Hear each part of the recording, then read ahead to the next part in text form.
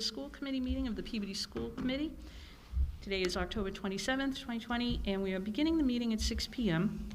We are meeting in the library at the Higgins Middle School for school committee members, superintendent, assistant superintendent, and our central office administrators, as well as this evening we are going to be joined by principals representing their schools on their school improvement plans. In accordance with the governor's order imposing strict limitations on the number of people that may gather in one place, the regular meeting of the Peabody School Committee will not allow in-person attendance to members of the public, but every effort is being made for the public to adequately access this meeting in real time via technological means. Alternative public access to this meeting will be provided in the following manner.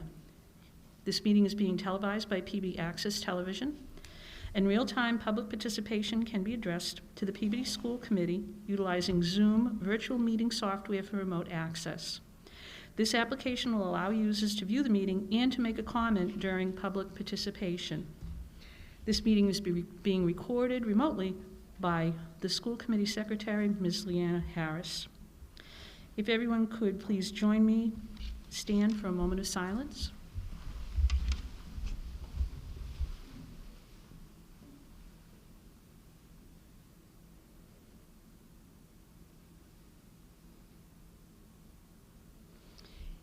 And please join me with the Pledge of Allegiance.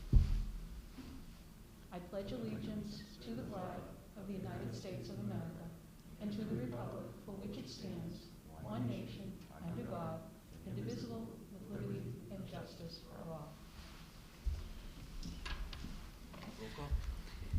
We will have roll call, and Dr. Lord, if you'll do the honors. Mr. Miko? Here. Mr. Otis? Here. Mrs. Carpenter will be arriving, but she will be late this evening. Here. Here. Mrs. Dunn is here. I am serving as the vice chair of the school committee this evening, and Mayor Betancourt is expected to arrive during this meeting. So, we're all set. Why don't we begin? If there is no objection from the committee members, could we go to the superintendent's report and begin with our school improvement plan presentations? Everyone in agreement with that? No objection. Okay, thank you. All right, Dr. Vidala, Thank you, the Mrs. microphone's yours. Thank you, Mrs. Dunn. So I'm pleased to announce we have 4 schools here tonight. The center school is not here. They will be joining us at the next meeting. But we have the South Elementary School, the Welch Elementary School, the Brown Elementary School, and the Higgins Middle School to share with us their school improvement plans. They've been working very hard since the start of school, and they are excited to share some data with you as well as their goals for the year. We also included some updated enrollment numbers so that you can be aware of how the current pandemic is impacting our enrollment and what we're anticipating for next year. So without further ado, I will turn it over to Dr. Higgins from the South Elementary School. Thank you, Dr. Vidala. Good evening, everyone, and thank you for this opportunity to address all of you. We've had a great start to the school year at the South. I want to make sure I publicly thank all the students, families, and teachers. It's been great, the flexibility and the patience and everybody working together, and we've been very, very happy with the start of the year thus far. So I want to make sure I thank everyone there. Walking through our school improvement plan, the first slide addresses demographic data. It shows the South School in comparison to the district and the state. These numbers are pretty consistent for us over the past 4 years that I've been here. When you get some of the high needs, economic disadvantages, some of the other categories there. So our numbers in those categories have remained pretty consistent over those last few years. The second slide speaks about our enrollment data. And what you'll see is the current numbers compared to the year prior, and also it breaks out the hybrid children that are coming in person 2 days a week, as well as the remote. So you can kind of see overall 300 students are coming hybrid, each broken up to cohort A and B, and then we have 45 students total through grades K through 5 that are remote. So overall, we're down about 32 students from the year prior. Some of that is a larger 5th grade leaving in the kindergarten coming in, but we're about 20 or so students is the difference that we see in overall attendance from last year to this year. And we've had good communication with our remote students, remote families, as well as the teachers that are across the street of the schools. That's been very positive communication. We're trying our best to keep our South School families as South School families, so even though they are working from home, goals that we have this year are to keep them involved in our community as best we can. So looking at the big celebrations and focus areas, looking back to last year, what we were able to achieve prior to the break, we continue to really focus on social emotional learning. That's a big priority for us across school-wide events, grade level collaborations, drilling all the way down to individual students. And that rolls into school culture, and always had great participation in the events we'd have when we're trying to be creative with that, where obviously we can't do the big crowds like we could before, so we're still gonna look towards that. Focus area, I think you'll hear most of my colleagues talk about the challenge of remote learning, and especially on what we call our off days, when we have our children in front of us, engaging those children at home and using different strategies. So we're definitely focusing on that, and that's a priority for us. I want to make sure I publicly thank the district. The curriculum resources provided is amazing. Having done this for a long time, it's really impressive to see what we have available. Now the challenge, of course, is kind of putting that together in a really good strategic way. So we have a lot to offer the children, but we've got to be careful not to just throw a lot on their plate and things. So we're trying to be very strategic with it. So maximizing teaching and learning with those great resources that were provided. So we're definitely going to look towards that. Some data that we looked at in regards to it. So we had STAR testing data at the very beginning of the school year in the areas of reading and math. The first graph to your left is students in K and 1. That's the early literacy. And so you can see that data that overall, you know, you're getting about 60% that are either at or above the benchmark, which is an encouraging number, and certainly work to do as you work our way down. You can see the interventions a pretty significant number. The next two graphs look at grades 2 through 5, reading and math. Interestingly, our biggest area is that partially meetings.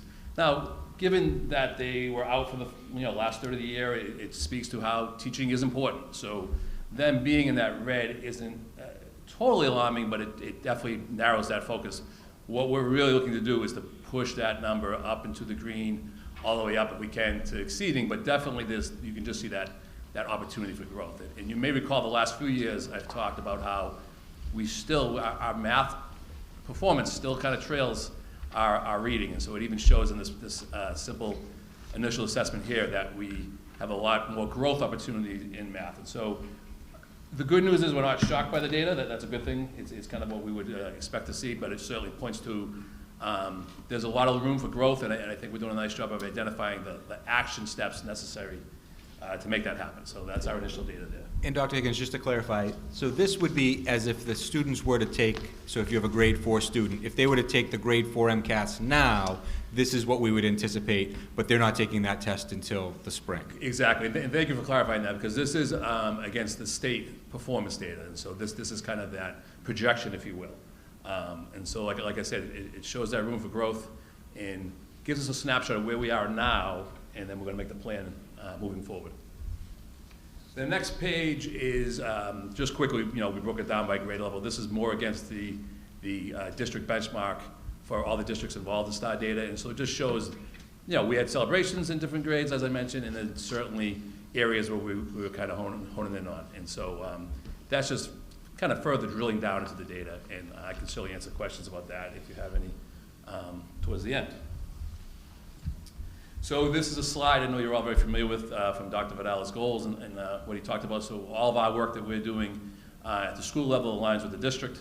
And so when we created our goals, we were looking at the two big areas, building a community and then equity and access. So when we created our first goal for our school improvement plan around building a community, we were really looking at collaborative learning communities, student culture, as I mentioned before, adult professional culture, opportunities for teachers to take leadership positions, which is great in this technology age because a lot of the things that are coming through are great, and they're really kind of down in the weeds doing a lot of that work, so it's only natural that we're going to turn around and say to them, all right, hey, I was doing curriculum, and I was experimenting with this, and so it's really creating a lot of nice opportunities for the teachers to take some of those leadership and kind of teaching adults, which is really healthy for the school. And then, of course, engaging our parents. And as a parent myself, this is difficult, right? I mean, we've had a lot of these conversations, trying to navigate where your children are and the days that they're off and those kind of things. And so I think we, trying as best we can, is to keep that good communication and just, we want to keep our children positive. This is hard, and no one's getting online on their own and doing hours of work successfully. It's very challenging. And so I think supporting the parents that we're in this together and we want to help one another and make this work. So those are the three big areas for us. There's just some key actions and benchmarks that we have here. Identifying supports for all students. We did talk about the technology before. I want to share with you briefly, I was in a first grade classroom this morning, and there were 10 students, and they all had their tablets. And I come in, and there was all kinds of ruckus and noise. I was, what's going on here? All 10 students were doing a partner activity with 10 children that were at home. So they were playing a math game, and you could, it was so cute to see, and they're showing up, this is what the score I got, they're doing the spinner, and just the energy that you love to see, but then the children are at home. And so here I am picturing it like, oh, this is exactly what we're talking about. That first grader who's at home is playing a game with their friend at school. So I thought that was a great, not only use of technology, but we talk about engaging the children. We talk about cooperative learning. It just really hit on the head. And so Mrs. Hewitt, first grade classroom, 100% on her. And I want to stress that. So that's something that she kind of played around with, was comfortable trying, and that's what we're trying to really create, is those opportunities to try things out. Feel comfortable. Some are going to work great, some might not, make adjustments, but that was just a great teacher-led activity. Sure enough, my third grade teacher was doing it later in the day, and so it kind of grows internally like that, which is really healthy. So that was a great thing to see. I was really proud to see that. So continue to work in that area. The second bucket alluded to equity and access, and so we're making a goal. We want to get those benchmarks up to 80% of our students that are going to be able to show that typical growth by the end of the year. So we saw where we are now, and now we have a goal that we want to work towards by the end of the year. And so putting a lot of these resources into place is going to help us to do that. So on the next slide, we talk a little bit about key actions and benchmarks. And again, one thing I hear from my teachers is having these smaller numbers, and so maybe about 8 students might be the typical class size. That's having like a small group all day. And so again, we talk about the advantages. I mean, this is so difficult, but having a small number like that, the teachers really talk about. They're doing a lot more in the 2 days in person that they typically might be able to do, right? They're doing a lot of checks for understanding, a lot of here's the data we have. Things are much easier to do than clearly when you have a full group. You have 23, 24 students. And so again, I don't want to say advantage, that's not the right word, but an opportunity that they have is to do that kind of work. And so I mentioned up there all these great resources that we have now, kind of making them be strategic and making them work. And so I think being careful not to just say to the parents, all right, here's 6 things on your own, go figure it. We want to be very strategic and use them driven by the data that we have. And so drilling down, you might find a few students, here's a group we can work on, here's a particular strategy and skill for us to do there. So just being a little bit more targeted with our teaching and learning and that collaboration together. So I think we have a good plan to do that there. So I'm happy to answer any questions that anyone might have. I just want to quickly make sure I thank the final group that worked on our School Improvement Council the past year. I just want to make sure I mention them to all of you. And if there's any questions, I'm happy to answer them at this time. Committee members, are there any questions, any discussion? Anyone? No. I'm going to ask a question. I would be very disappointed if you did. Okay. The first question is, actually it's a statement. Thank you very much. This is really interesting to read because, the whole school district is operating differently than we ever have before. So dealing with that, I know, this is really such a challenge, and it's nice to see how everybody is coming through on dealing with it and making the best of it, and even having some fun with it. That example you gave us about Mrs. Hewitt's class, that's a really good one. That's very encouraging. My question is, I know you've done the testing and everything. Is it too early in the year? Oh, sorry.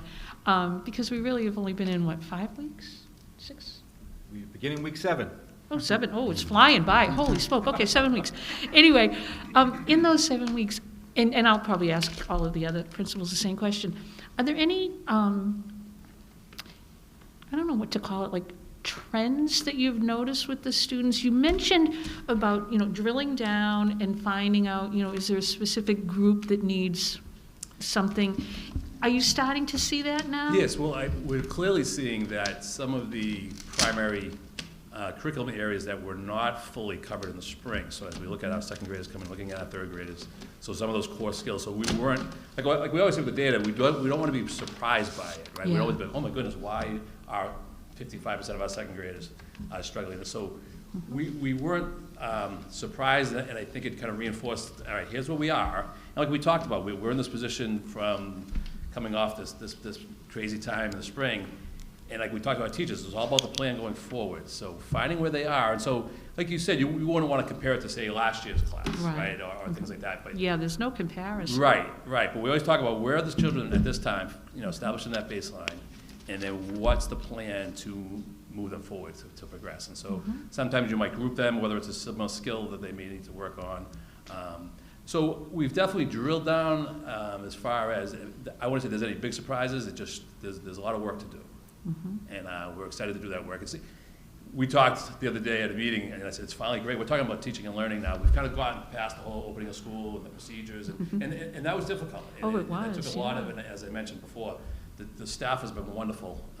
And so we got to a place where, and we talk about this, you build good routines in the classroom, and then you get down to teaching. It was the same way with the school. Once we worked out all our protocols, then we're having meetings talking about kids' performance and data, and I go, that's where we want to be, right? That tells you things are going well, that we're actually talking about that. So the teachers, to their credit, are embracing that, and like they said, it's nice to get back to teaching That's good. in the classroom with that direct instruction. So a lot of work to do, but we're looking forward to it. I can imagine. How often will the STAR testing take place? Was that specifically just for the beginning of the year to give benchmarks, or will there be So we'll further assessment? we'll have a mid-year common assessment for everybody and at the end of the year. But what it also allows us to do, we can assess at any time to True. see where they may be. So you most likely want to do an entire class, but there may be that group that you've been working with, and you may say, hey, let's take these 3 kids and get an updated score and see some progress. And some of the other resources that we have do the same kind of thing. There's almost like that tracking piece. And so what's nice about it is it shows the growth that they've made and the skills that they've worked on. And even with our parent-teacher conferences, we're going to really speak to the parents about that, that it's a growth model. And so here are some things that we're going to do, and here's some ideas for you to support that at home. Not put that on their plate on their own, but say, here are some resources that you can support the children using. Those skills are going to really help them and see some nice growth with them. So. That's good, okay, thank you. Did I generate any questions? I'll let you go. Thank you, everyone. Thanks for I staying. appreciate it. Thank you, Dr. Higgins. Thanks, Dr. Higgins. Thank you. Dr. Vidala. Thank you very much, Dr. Higgins. We're just going to do a little disinfecting between our colleagues. And then next up, we're going to have Welch Elementary School. So Ms. Massett is going to join us.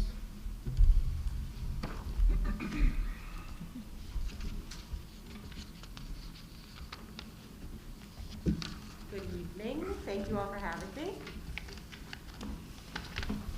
You're faster than I am to even open them. I was just thinking your mask, which I love, is like today's version of the Letterman sweater. That's what we're gonna do. We're gonna coin it and then we'll sell it. Yes.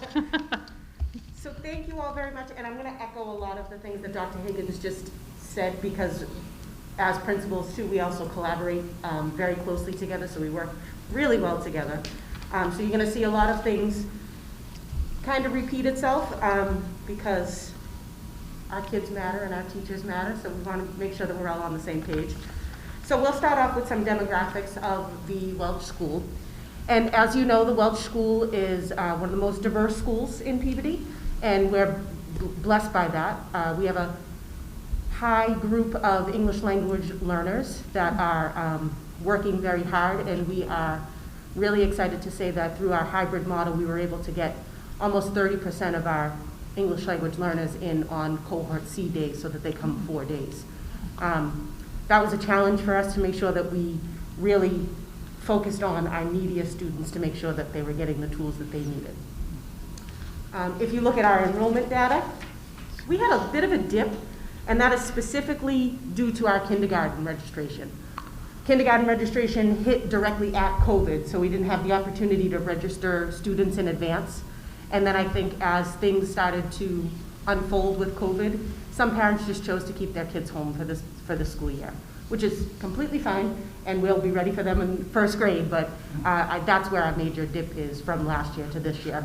We do have just over 250 kiddos coming for a hybrid model, and almost 100 children chose the remote option at the Welch School. A lot of that had to do with childcare issues and seeing how they could work out their work schedule, so they opted for that remote model. Some things that we'd like to celebrate and focus on. Just like Dr. Higgins said, the social emotional learning piece is gigantic for us. The relationship matters, our teachers matter, our kids matter, and we need to make sure that we focus on the social emotional learning needs to the best of our ability and their ability. And then we reinforce that with our PBIS team and PBIS system. And then thankfully, with all of your help, all of the technology needs that have been increased at the Welch School, we've been able to get tablets and Chromebooks into everybody's hands that needs them. So we thank you very much for that. Some focus areas that we're going to continue with is our UDL model. We've been practicing that for 3 solid years now. This year lends itself to the perfect time for implementation with UDL.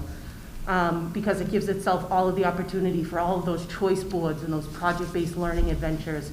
And that goes hand in hand with both hybrid and remote learning. So it's really tailored to student needs, how our Tier 1 instruction is going to flow through to each individual student so that they can reach all of their individual needs. And we are so excited for our increased tools with our reading and math instruction through that Renaissance platform that we've been able to use. So we know that our kids are going to soar this year, as you see in our data. We have some opportunities for growth here, and we're really actually very excited to see all of the work that our students are going to be able to achieve by the end of the school year. We have a lot of green areas for our urgent intervention, which again, like Dr. Higgins said, this is a baseline for our students as they come in. They are at a level of really telling us that teachers matter. So once our teachers now have them in their hands, and with the small group hybrid learning styles that we have, it's almost 3-to-1 learning opportunities for students, 3 students to 1 teacher at a time. And the way that the teachers are delivering their instruction, it's amazing. It's wonderful to see all of the things that we know great teaching can be like in an environment that is what we thought was supposed to be these obstacles and challenges, to see how much opportunity that we have to grow. We also included in here our latest access data for our students whose first language is not English. This was last year's data, we tested 105 students. So 105 students at the Welch School took the access test, and they are at all stages of the game, whether they are just entering or they're reaching their benchmarks. What's really great to see is that 2 of our major focus areas, listening and speaking for our students, is something that they're really excelling at. And we have, of that 100 or so kiddos, 35 of them were newcomers. So they were brand new to the United States, first time walking into a school building in America learning English. So to see those listening and speaking numbers, we're really excited to see how far they've already come. So we know that they're gonna continue to grow. And again, like I said, with the ability to use that cohort C model to get our students in more days during the week, we're gonna even continue to grow down that chart. So we're excited to see that happen too.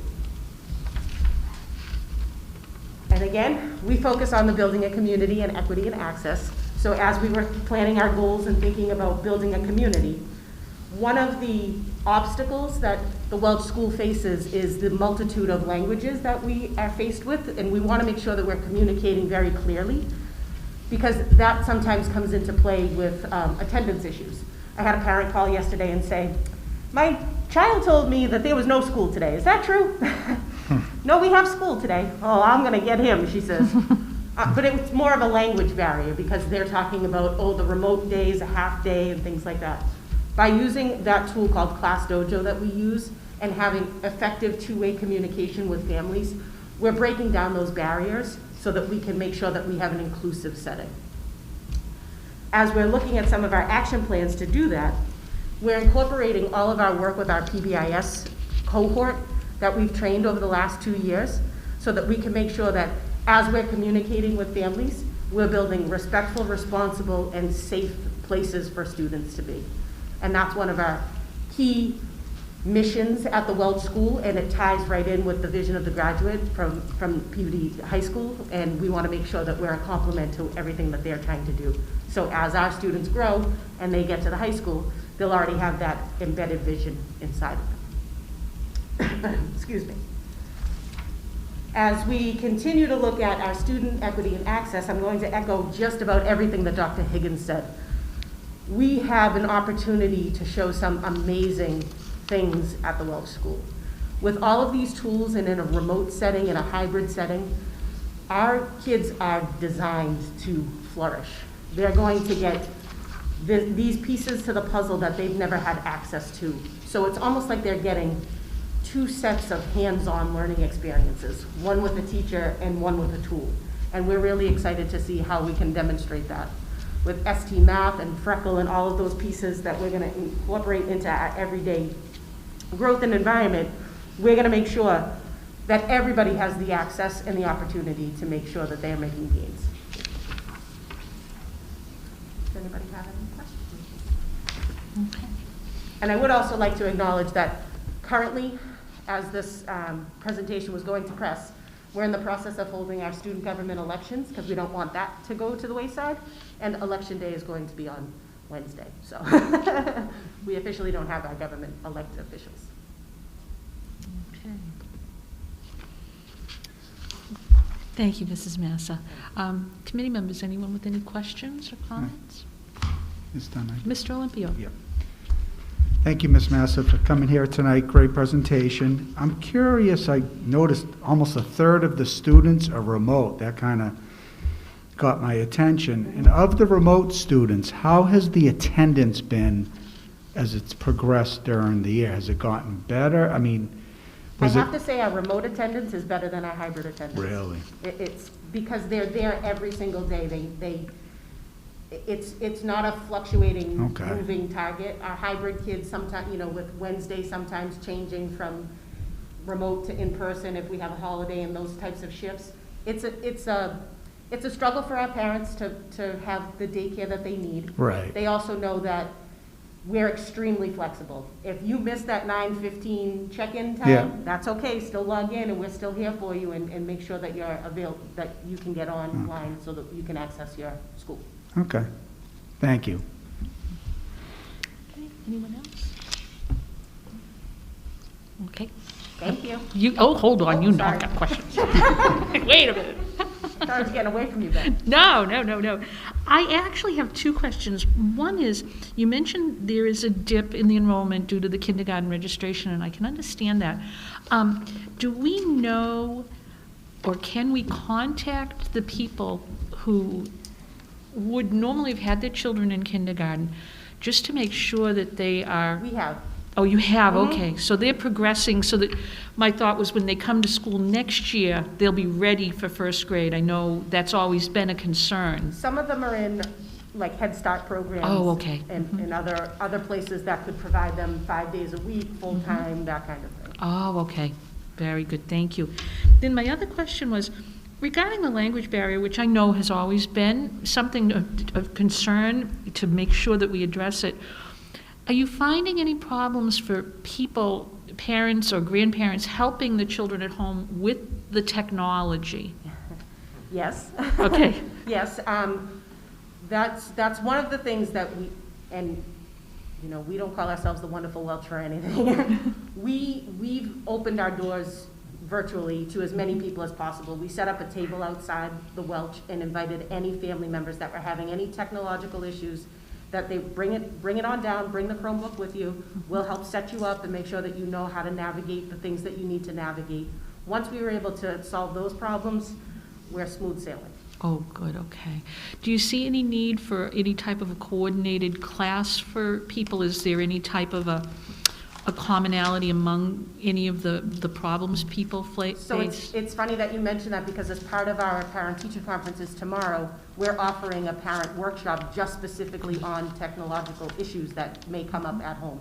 And Emily Moore is running that for us, and she's incredible. She's Oh, been that's a wealth of excellent. knowledge for us. Very good, okay.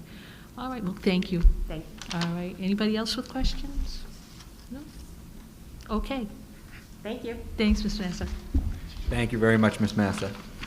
And one thing I will say about the kindergarten issue is we are seeing this across the Commonwealth. There are a number of families. Overall, district-wide, we're down about 100 students in kindergarten.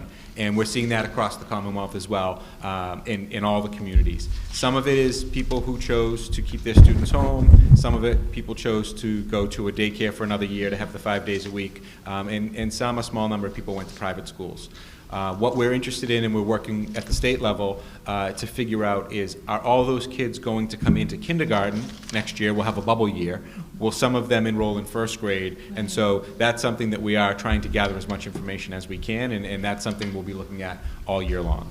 We still are open. We are open for enrollment. Kids can enroll at any time. But we do know that next year there will be likely a bubble, and we're just unsure if they're all going to enroll in kindergarten, or if we have a number of them that will enroll in kindergarten as 6-year-olds, or if they go to first grade. And so we'll be prepared for that when we come. Very good. It really sounds like an issue that, who could have anticipated that?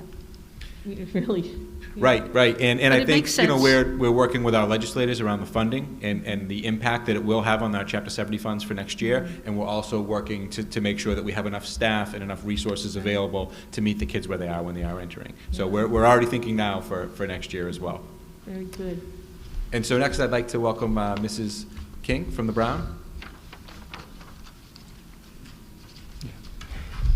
Mrs. Dunn, Oh, I'm sorry, Mr. Arnottis. I just had a quick question for Dr. Vidala before. Sure, go ahead. You'll probably have this in your presentation too, because it seems to be a little consistent.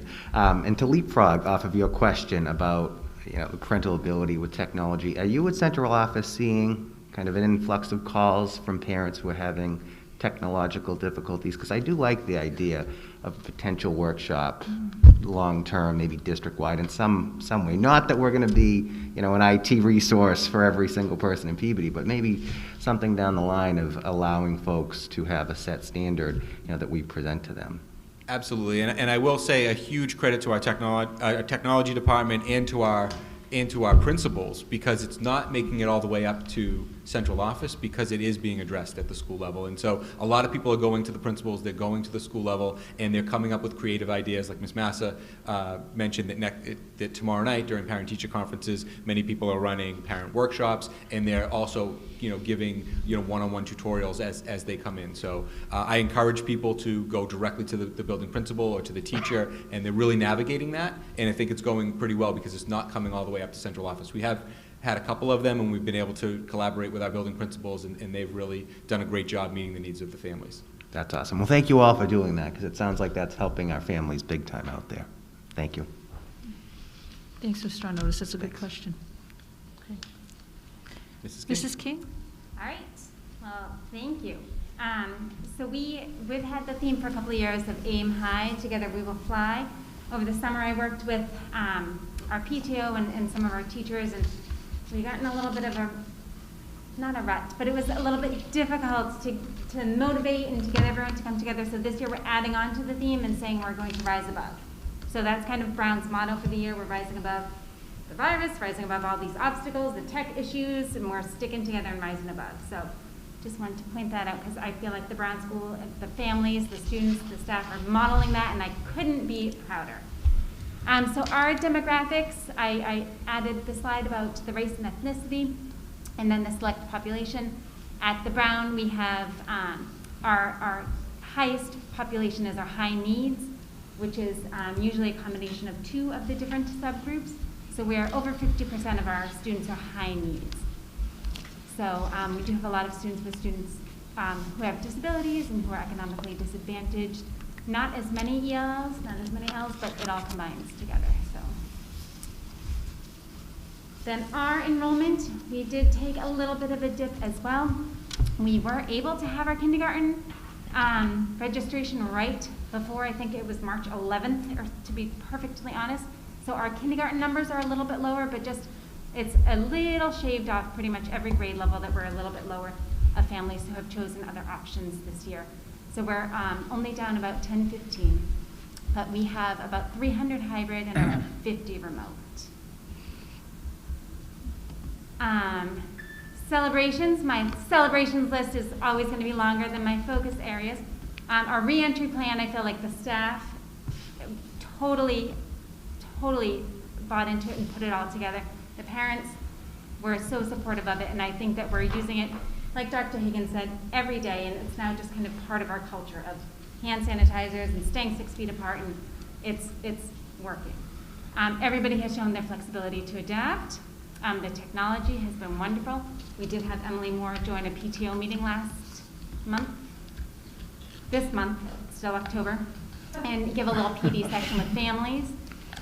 I feel like there has been a lot of communication with families because there have been a lot of questions, but that's good. We want the families to ask questions. What day do we come in? How do we log in? One of the celebrations at the Brown School is our Cohort C students. We have about 80 Cohort A students and about 80 Cohort B students. We have over 100 Cohort C students. So those are the students that come over 4 days a week. And that was, like Ms. Massa said, that was our goal of getting in our students based on data, based on need, as much as possible so that they can be in learning in person. We have an empty makerspace this year, but the teachers are still going into it, getting supplies, bringing it back to their classroom, and building individual projects and products. And last year, with the grant, we were able to buy a breakout EDU kit for every grade level, which is kind of like an escape room type of model. And they have a lot of online components. So like Dr. Higgins said, we have teachers who are setting kids up for virtual breakout rooms, and home kids and school kids are figuring out the breakout rooms together to escape out of it together using a virtual platform. So that's been fun. Mostly our upper grades. We're taking slower steps with some of the breakout stuff with our younger grades. We have virtual assemblies every other week that we lead them to try and include our remote students in them. So that's been great. We have so far had 5th graders join us live. We've done a Kahoot, and 2nd graders join us live, where we just did a question and answer session. We have Starbase Academy this week here, working with some of our 5th graders, and then coming back again in January to work with our other 5th graders. They are based out of the Hanscom Air Force Base, and it's a STEM program that teaches kids about computer science. Today they did an egg activity, an egg drop, egg vert. So it's all about that maker movement of innovation and creativity. They're heading off to the Welch afterwards, but they had to redesign their entire model because our 5th graders used to go to the Hanscom Air Force Base, and now we cannot. So they literally bought a van and got a grant and made everything to come to our schools. It's been amazing. They've been in our gym, 6 feet apart, socially distanced. And we are very psyched to be a Title I school, so we have a very strong intervention team, which we're going to utilize this year. We still have our partnership with UConn, working on the MTSS model, and Brown this year has joined with DESI's MTSS Academy for the PBIS Academy. So that's good. We are a school who has been targeted in need of support because of our low-performing subgroup of our economically disadvantaged. So that's a focus area. We are working so hard to engage all of our learners, our remote learners, our school learners, our home learners. We're working on the Renaissance Learning Platform, utilizing it the best we can. Social thinking has been kind of the backbone of the Brown for many years, but we're looking to even embed it even further into our culture. Improving our MTSS to identify students who need support, and then those remote and hybrid models that teachers are plugging away on. So I have the same 3 charts as Dr. Higgins for our data, and actually they look very similar.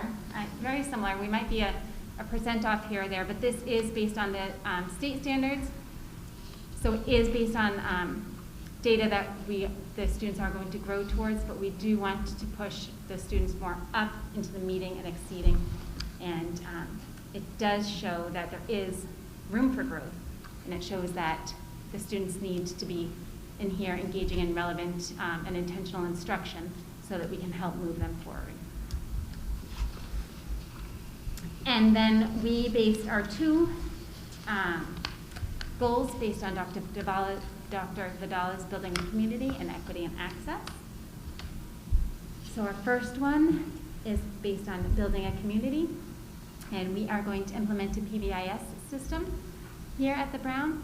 It is going to be a multi-year process. We're going to work this year to kind of understand what PBIS is, to identify some core values, to make a plan, to communicate that plan, and so it can kind of be a living and breathing aspect of Brown School. We've already started brainstorming for 1, Tier 2, Tier 3,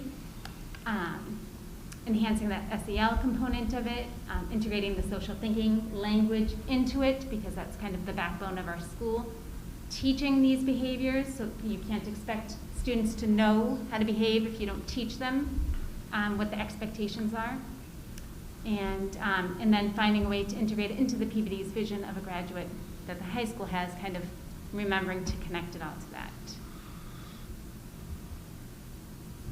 And then, very similar to my two colleagues, our equity and access goal is going to be based on the data we gather this year, utilizing the data, analyzing the data, and using it to target our instruction. So STAR reading and STAR math are two of the main data points that we've started to use, started to collect, and then we're going to be continuing our professional development on our new instructional platforms.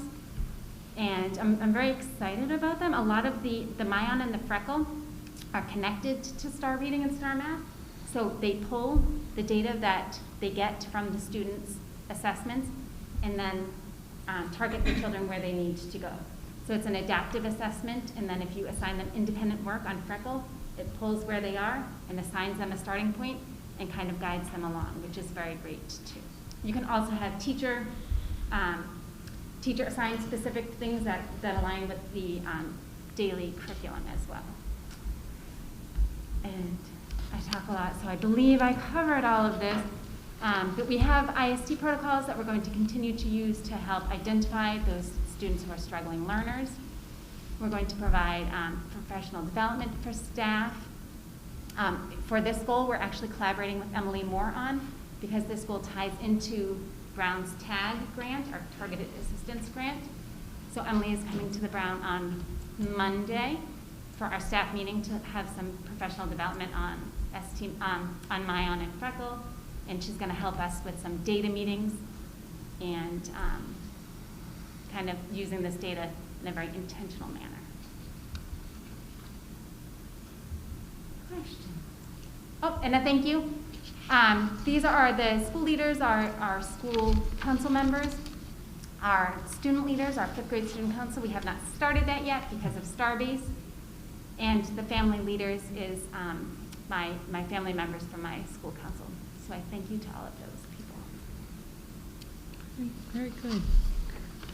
Thank you, Mrs. Kig. Are there any questions from committee? Anything? Okay. Thank you. Most of my questions were already answered. I will not take offense. Thank you very much. Thank you. Thank you very much, Mrs. King. And we have one more presentation tonight, after we do our disinfectant. We will welcome Mr. Busey from the Higgins Middle School.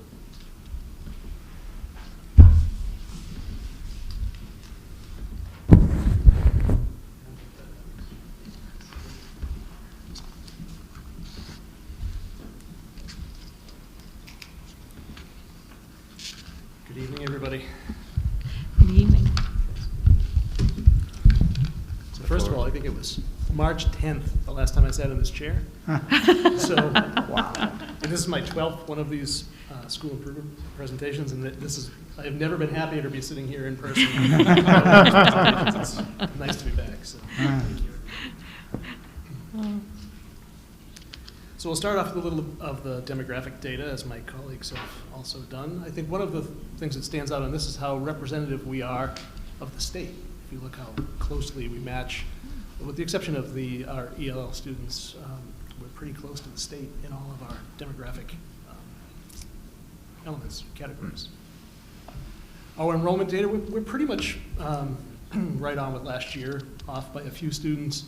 And you can see that we've got currently 1,152 of our students are in the hybrid model, and 287 of our students, which is 20% of our kids, are in the remote academy, which is doing really well right now. Our 7th grade, as you can see, is the highest number of those 3 grades, but both our hybrid model and our remote academy, our teachers are doing a fantastic job, our administrators, everybody here. It's really been a great return to school. So I do, to echo Dr. Higgins earlier, I want to thank our staff and everybody for that, for what they've done for us.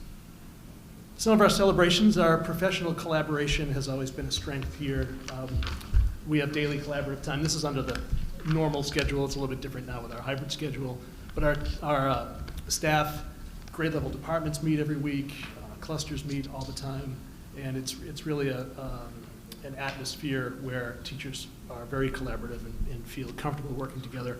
School culture, similarly, we're very proud of our culture here. We try to put a student focus first. We have very well attended parent nights and events of that nature.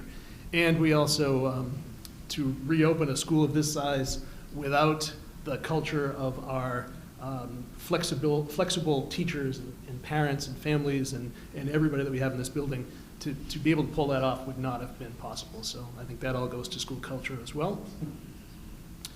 Some of our focus areas, we do want to increase our access to higher level classes.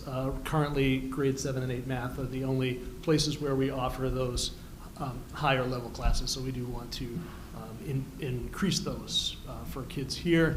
And two-way communication, it's difficult sometimes for families to navigate the avenues of communication here, especially 6th grade, rising 6th graders. The structure is different than elementary schools, and just being able to get to the right person, that's something that I think we'd like to focus on this year in terms of our communication goal.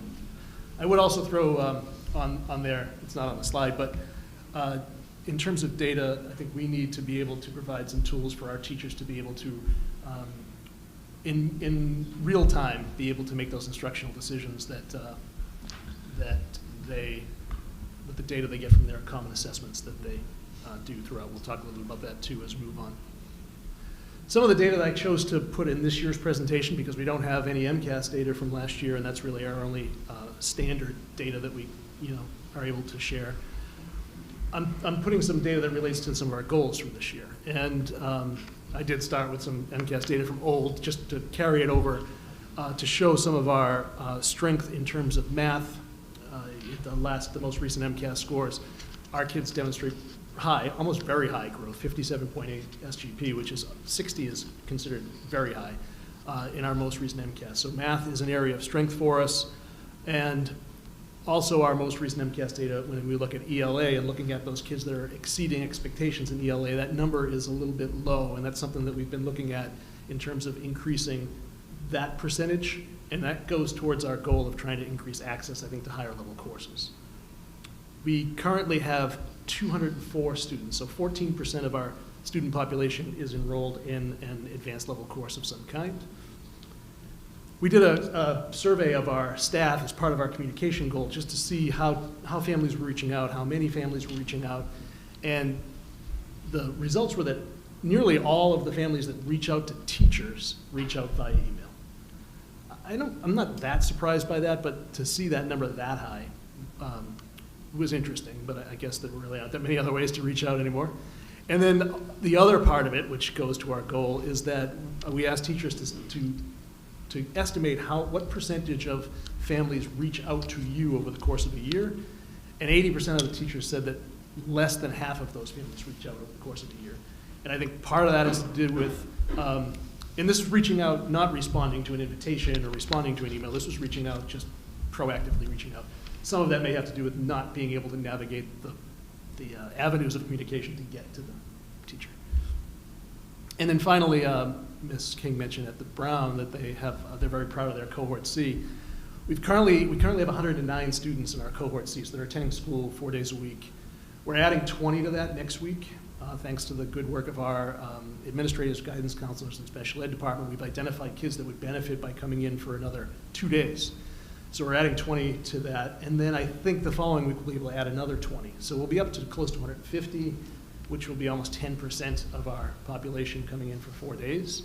I never thought I would be saying how proud I was of 10% of our kids being able to come to school every day, but we'll take the little victories. We're very happy to be able to provide that. As we've mentioned with the slide before, our goals are based on Dr. Vidala's building a community and equity and access, and that's what we've based our goals this year on. So our student learning goal, this is a broad goal, but there are benchmarks that are sort of little mini goals within the benchmarks that you'll see in a couple of slides. Our goal is to implement a program of instruction that ensures an equitable learning experience for students across all learning models and all classes, both whether it be curriculum instruction or assessment. And then some of the actions to get to that goal include reviewing our common assessments to make sure that they're aligned with our standards and our curriculum maps, making sure that those common assessments are administered across all grade levels, talking about identifying the gaps in the data tracking, so not in the data itself, but the tracking of data so that we make sure that, again, we can provide teachers with the ability to take a look at that data in real time, and then to update the curriculum maps to include some elements of vision of the graduate, which we're going to do some more work with this year. The high school has done it and done it very well over the past couple of years. We're looking at specifically the self-management element of the vision of the graduate. And if you were to take a look at the public curriculum that Dr. Lord at the last school committee meeting rolled out, I guess, you'll see a lot of that already in there. So our teachers have been talking about that,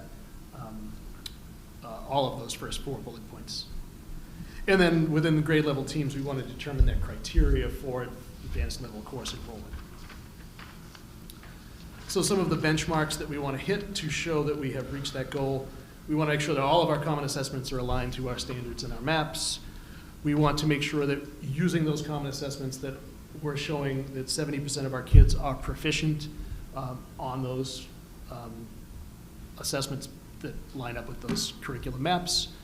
We want to increase our access to high-level courses by 75%. It seems like that's a high number, but when you look at the fact that we're at 204, we're a big school, so a cluster is 100 kids. So if you're able to add one course at one grade level and maybe one at another grade level, you've already doubled it. So we're looking to increase that by 75% for next year.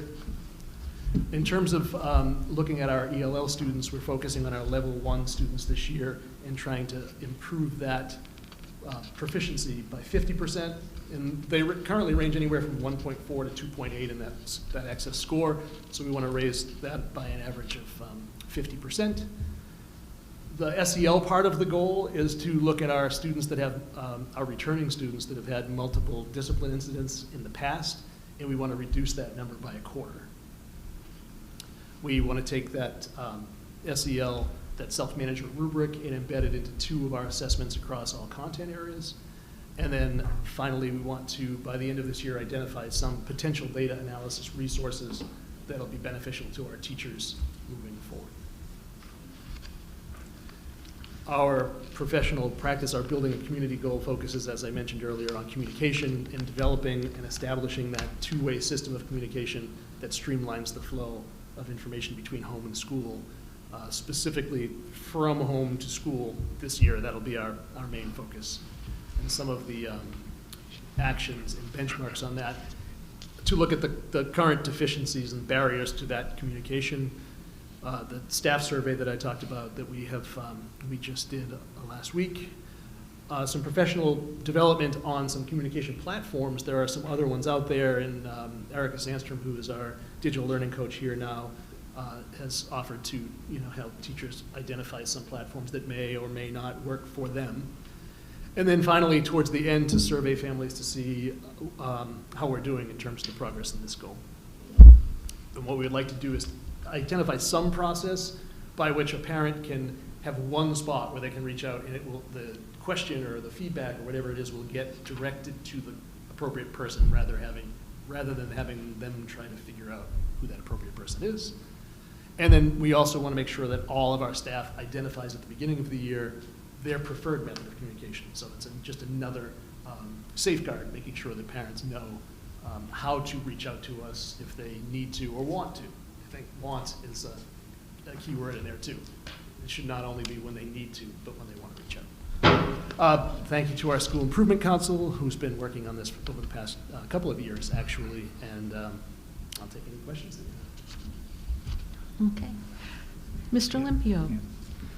Thank you, Mr. Busey, for the presentation. Quick question, of the advanced level courses, is that 7th and 8th grade, or is it all three? Currently, or the plan, the goal?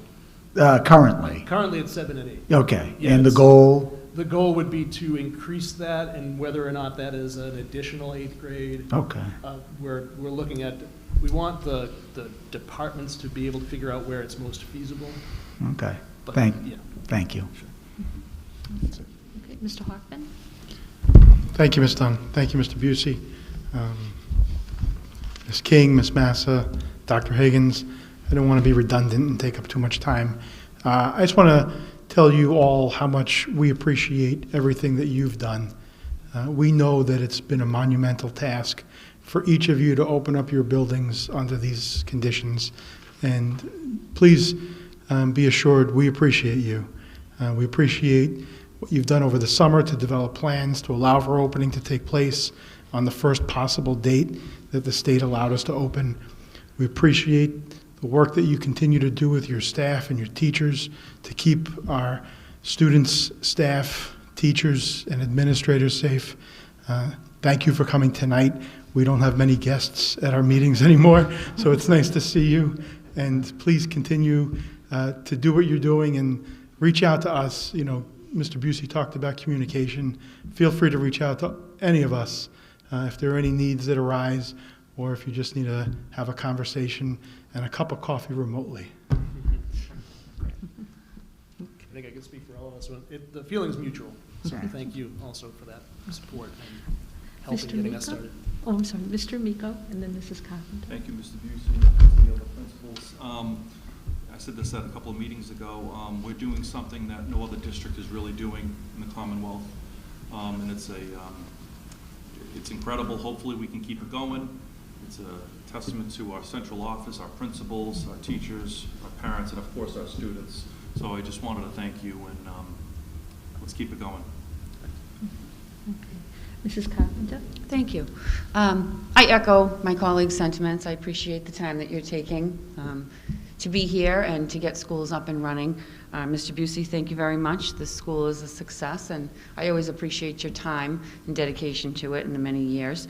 One of the questions that I have that kind of struck me is when you talked about your cohort C and you are looking at two different timelines on increasing that enrollment into that cohort, which is something that I take a personal interest in, because I always thought, you know, wouldn't it be great to slowly roll in some more children as we go? So that is what's happening for you. So this probably isn't your question, but this might be a question for Dr. Vidala. Are we looking at any increases for any of the other schools in that same regard?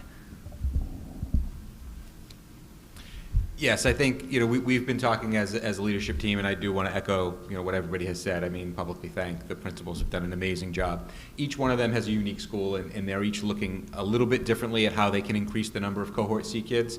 Some are struggling with a space issue, so they've really tried to maybe bring in a couple kids who are really struggling at home, even if it's for an hour or two on those opposite days, just to make sure they're getting those personal connections. Other schools where they haven't had an opportunity have made more of a concerted effort to have a personal touch point with individual kids that they know are struggling, and maybe increasing that with their guidance counselors. And then there are some schools that have, similar to the the Higgins School that have been able to slowly roll in opportunities for more kids to come in. And that's our ultimate goal. We don't want to go too fast and exceed the capacity that we have, but we do want to really make sure that we're reaching out to families that are struggling and making sure that we're meeting their needs and really trying to meet the students where they are and meet the families where they are, knowing that the hybrid model is different for everyone. And for those kids that are struggling more so than others at home, we're trying to find more and more opportunities to see if we can bring them in. So each school's doing it a little bit differently, but each school has, from the first day of school, has increased that cohort C, and we'll continue to do so as best as we can. I will say, you know, in my presentation tonight, tomorrow night, we'll be talking about parent-teacher conferences, and that's an opportunity where our elementary schools will be sharing the data of the kids and then looking at that data and saying, you know, who's really struggling and how can we increase that opportunity. That's great. That's something that was really important. And I know as things have kind of settled down a little bit, that maybe now you have more of that opportunity to identify more students and space or ability to take them in. And I think that's really important. And I appreciate that. So thank you. Okay. Any other questions? I have one. Actually, my question, Todd, Mr. Busey, sorry, call you every day. Right. You said you need tools for teachers for real-time assessment. And it made me remember something, and I'm going way back. I don't remember if it was a test, a trial, or whatever, but years ago you had something where teachers had the clicker. Remember that? I do, yes. Okay. That's the first thing I thought of. It was probably before the internet, just so everybody knows. Anyway, are you thinking of something along that line? And you're the only one that's going to understand what I'm talking about, but is that what you're looking for? Turning point, I think, was that. What's that? I can't remember. It's not so much the assessment, because our teachers are doing a great job with that. We've got common assessments across the board. Mm-hmm. It's the being able to take the data from the assessment and be able to turn that around quickly enough to make those instructional decisions without having to, they're putting a ton of work hours into just manually taking that information and turning it into data that's useful for them instructionally. Mm-hmm. So having some kind of process by which that happens faster, whether it's a person that helps them with that, or whether it's some kind of piece of software or something along those lines that allows for that data get turned around in real time. A lot like the STAR assessment data that you saw, but it would be with our homegrown assessments that we've created, and it would be an opportunity for teachers to spend more time on how we're going to implement the instructional piece of it, rather than the number crunching of figuring out where it is that we have to get to the instructional piece. Okay. I mean, that's something I do remember Mr. Smoyer working on up at the McCarthy, Right. that same theory. Yep. That theory. Do you have the equipment in mind or any knowledge of No, it? I think this year would be the year to investigate some of those options. Yeah. And whether it's equipment or whether it's a person who's Yeah. really adept at that and working with data teams and going in that direction. So I think we're going to look at a couple of different avenues this year. Because I know even like they would feed their assessments into, they had to scan them, and then Scantron, yeah. they'd get a response back, but real time was, it was hours or maybe a couple days, as opposed to all the, just the manual figuring of that Right, data. right. Okay.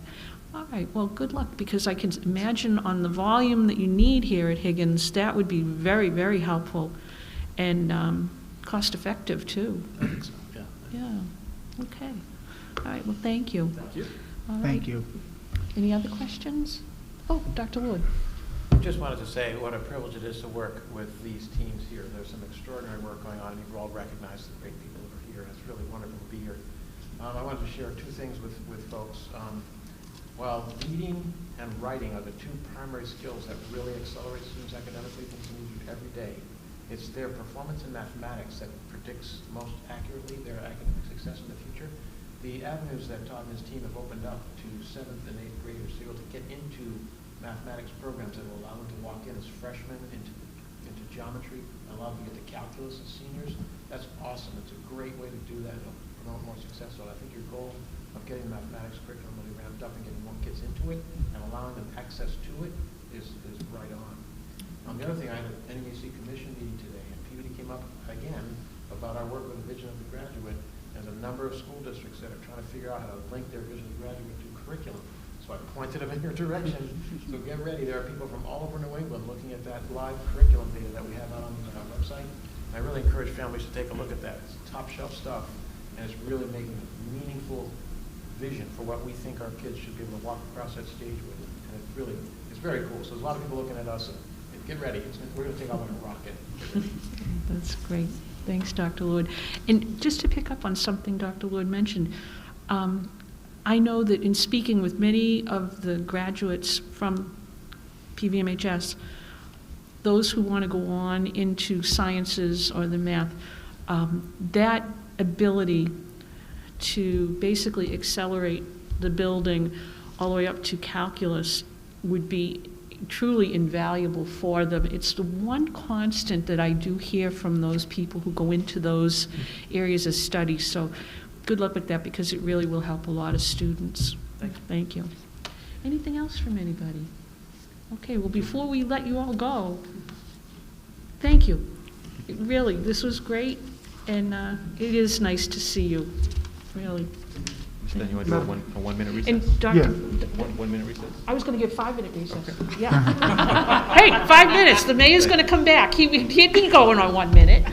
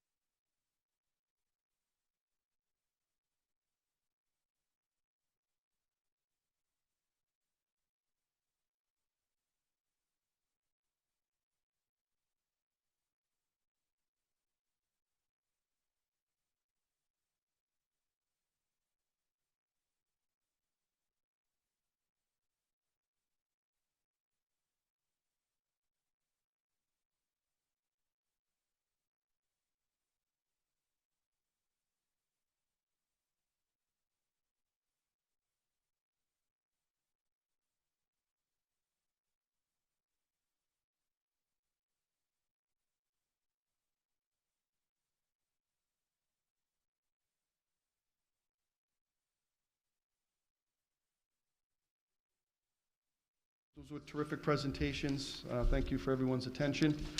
A wonderful job by Center School, Brown School, the Brown School, Welch School South, and the Higgins Middle School. And it's great to hear from those principals. And as was said, greatly appreciative of all their hard work. All right, let's go back to the regular agenda and go to the minutes. We have October 13th, 2020 regular school committee meeting minutes. Mr. Arnottis? I'll make a motion to approve the October 13th, 2020 regular school committee meeting minutes. Second. Great.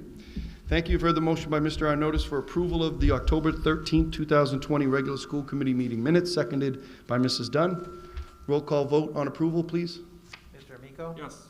Ms. Arnottis? Yes. Ms. Carpenter? Yes. Mr. Hockman? Yes. Mr. Olympio? Yes. Ms. Griffin-Dunn? Yes. Terrific, thank you. We have a couple of bills, warrants to be approved. Mrs. Carpenter? Thank you. I'd like to make a motion to approve warrant A number 4611 dated October 27th, 2020, in the amount of $38,329.09. Second. Terrific. You've heard the motion by Mrs. Carpenter, seconded by Mr. Olympio for approval of warrant 4611. Roll call vote on the motion, please. Mr. Amico? Yes. Mr. Arnottis? Yes. Ms. Carpenter? Yes. Mr. Hockman? Yes. Mr. Olympio? Yes. Ms. Griffin-Dunn? Yes.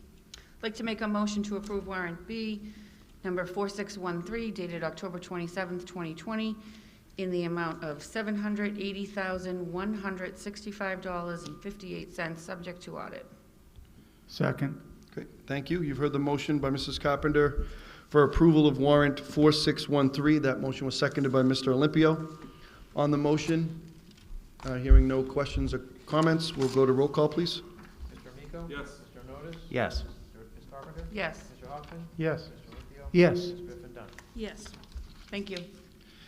All right, now we go to continued business. One item, looking for an update on, Mrs. Dunn, is the Welch School MSBA project. Turn it over to you. Thank you, Mr. Chairman.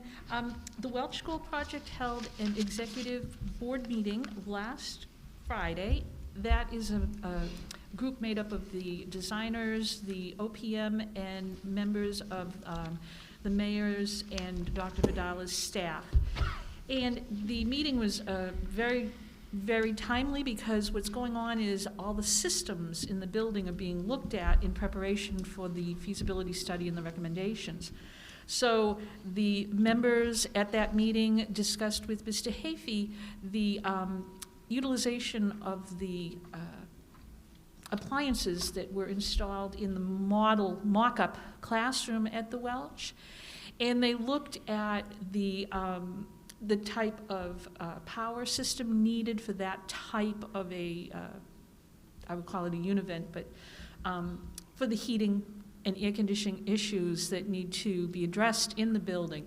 So they were asking some really specific questions to do their analysis, and it's an ongoing conversation. There will be a continued conversation in that line on this coming Friday among the members of that group, just to get a lot of the numbers, the options, all kinds of facets of necessary pieces to prepare that feasibility study. So it's really, actually, it's the nuts and bolts of the building, to be perfectly honest, and that's what they're discussing. And it's going on now because in November, we will be making a presentation to the MSBA, submission to the MSBA for their consideration at their upcoming December meeting, at which time we'll find out exactly what we're going to be able to do with the Welch. So it's an exciting time. It's very interesting topics, and it's moving right along. Great. Thank you, Mrs. Dunn. All right, we'll go back to the superintendent's report. Turn it back over to you, Dr. Vidala. Thank you, Mayor Betancourt.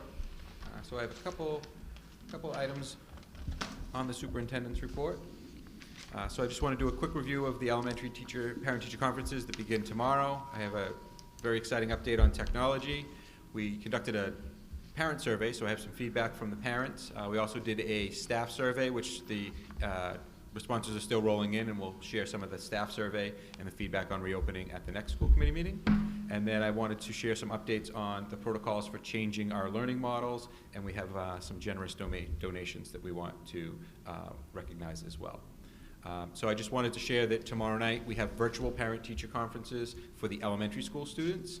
You saw during today's school improvement meetings that assessment will be shared, assessment data will be shared from Star Reading and Star Math, and the teachers will be focusing on their plans for the coming months. And so some of those data elements that you'll see will be compared to state standards, and it's really end-of-year benchmarks. So we will see that students are partially meeting the expectations, and the goal would be that by the end of the year, they are meeting or exceeding those expectations. So parents can see those tomorrow, and then they'll talk about the plan, identify the areas of focus, and the online resources that they can use, such as Freckle, Mayon, ST Math, MobiMax, Epic, our FOSS-Web, Science. So we have a number of elements that families will be able to utilize to help their students grow. We are very excited that our technology has been rolling out. Our kindergarten and first graders got their tablets. We were able to share some of that on social media, on our Twitter accounts, and on our school website. And we are beginning to get, starting today, fresh off the presses, we're beginning to get notifications of the grade 2 through 6 and grade 9 Chromebooks they're shipping now. So it's a little bit ahead of the schedule that we thought, and we do anticipate distribution in the next 2 to 3 weeks so that all students will receive those school-issued devices by Thanksgiving. So we appreciate everybody's patience and their flexibility and the work that they've done, but the new devices will be rolling in the next couple weeks. So we did do a parent survey because feedback is very important around the reopening and the current plans that we have. Pleased to say that we had over 1,000 responses representing over 1,400 students. Of the responses, 82.8% of the responses were from families that are engaged in hybrid learning, and 17.2% of our responses were from fully remote families. So one of the questions we asked was about communication, and this time we broke it down, asking families if they were satisfied with the communication on reopening from the district, from their school principal, and from the teachers. And it's really incredible how many people either agree or strongly agree with the statement that they're satisfied with the district's communication, with the principal communication, and with the teacher's communication. And I will say that when we got down to the teachers, the amount that was strongly agree was significantly more. So they really are getting really good information coming out of the school district. So we're really happy for that feedback. We also asked about the instruction. Are they satisfied with the level of instruction that their child receives during in-person learning? 88.3% of people strongly agree or agree. During the home hybrid days, that does dip down to 70.3%, and we do recognize that as an area of focus. During the fully remote days, we are at about 68.9% of people agreeing with the satisfied with instruction. So still a very high number, but we want to increase that. We want to try to get those into the 80s, and we know that we have some work to do with the hybrid at-home days and our fully remote. We also asked people about the resources they have. So 93.5% said that they have access to the internet, and one thing that we did do with that small number, 6.5%, is we asked for contact information. So we do have, the very next question was, if you said no, please provide us with your contact information. So we're reaching out to all of those families around what they need from us, whether it's a device or internet or a hotspot. Of the people that needed translation, 98.7% that were in need of translation said they agree or strongly agree that they have the translation resources that they need. 94.4% of people have access to food services, and we're really happy with the USDA that we are able to extend that free breakfast and lunch program for the entire year, all the way through June 30th. And access to transportation. So of the people in need, 90.3% of people have said that they agree or strongly agree that they have access to the transportation that they need. And so, you know, we are looking for people, if they don't have access to transportation, we are looking to help them out and make sure that they're reaching out to us. And around health and safety. So the first one that we asked is, do I feel safe sending my child to school? And 82.2% of families feel safe sending their child to school, and that's about the number of people who are in person, and again, the other, the 17.2% are remote. We asked if families would be comfortable returning to full in-person learning with 6-foot distancing, and 77.9% said that they would be comfortable returning with full in-person.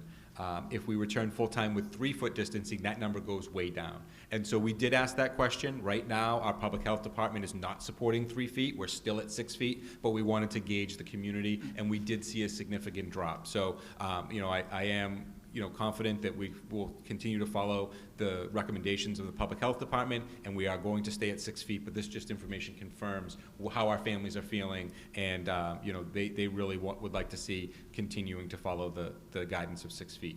We did ask if Peabody returned to a full in-person learning, would you prefer to go fully remote? And 21.4% of families said that if we did go fully in person. And that was interesting to me because that's 4% greater than the number of respondents that were remote. So that means that people who are in the hybrid model are enjoying the hybrid model as best as they can, or they're trying to adapt to the hybrid model, and many families aren't quite ready for full in person.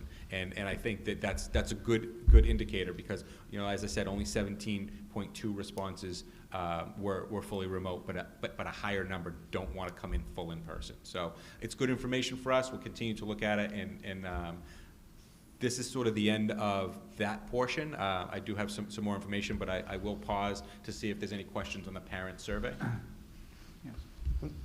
Thank you, Dr. Vidal. Mr. Olympio? Yep. Thank you for the report, Dr. Vidal. Very informative. Of the full in person, does that mean it was 6 feet distancing or 3 feet distancing? The last question? Yes. That was with 6 feet. 6 feet? Okay. Yeah, so there's still people who don't want to come in fully in person. They would prefer for the remote. Okay. Thank you. Thank you, Mr. Olympio. Mrs. Dunn? Thank you, Mr. Chairman. Thank you, Dr. Vidala. One of the things I'd like to say first is thank you very much for the surveys you've been conducting for parents. The increased use of the surveys, I think, is wonderful so that people are able to give feedback right away and that you're able to hear from everyone, and I do appreciate it. My one question is, could you give us a copy of these slides? And also, I didn't ask for it earlier, but I'll throw it in there. Can we get a copy of the slides that gave the STAR results on the testing? Those weren't necessarily all in the school improvement plans, but if you could just send us those, Yes, that'd be great. absolutely. Thank you, and I appreciate what you're doing with these surveys. It is very good. Thank you, Mrs. Dunn. Mr. Hockman? Thank you, Mr. Mayor. Dr. Vidala, good stuff. This is the data that we need in order to make informed decisions. So I appreciate the efforts that you and Dr. Lord and everyone else in central administration have gone through and be able to provide us with this information. I also want to thank the parents, guardians, caregivers who are responding to these surveys because it allows us as a committee to really take into account what your thoughts are, what your feelings are, and that all matters to us.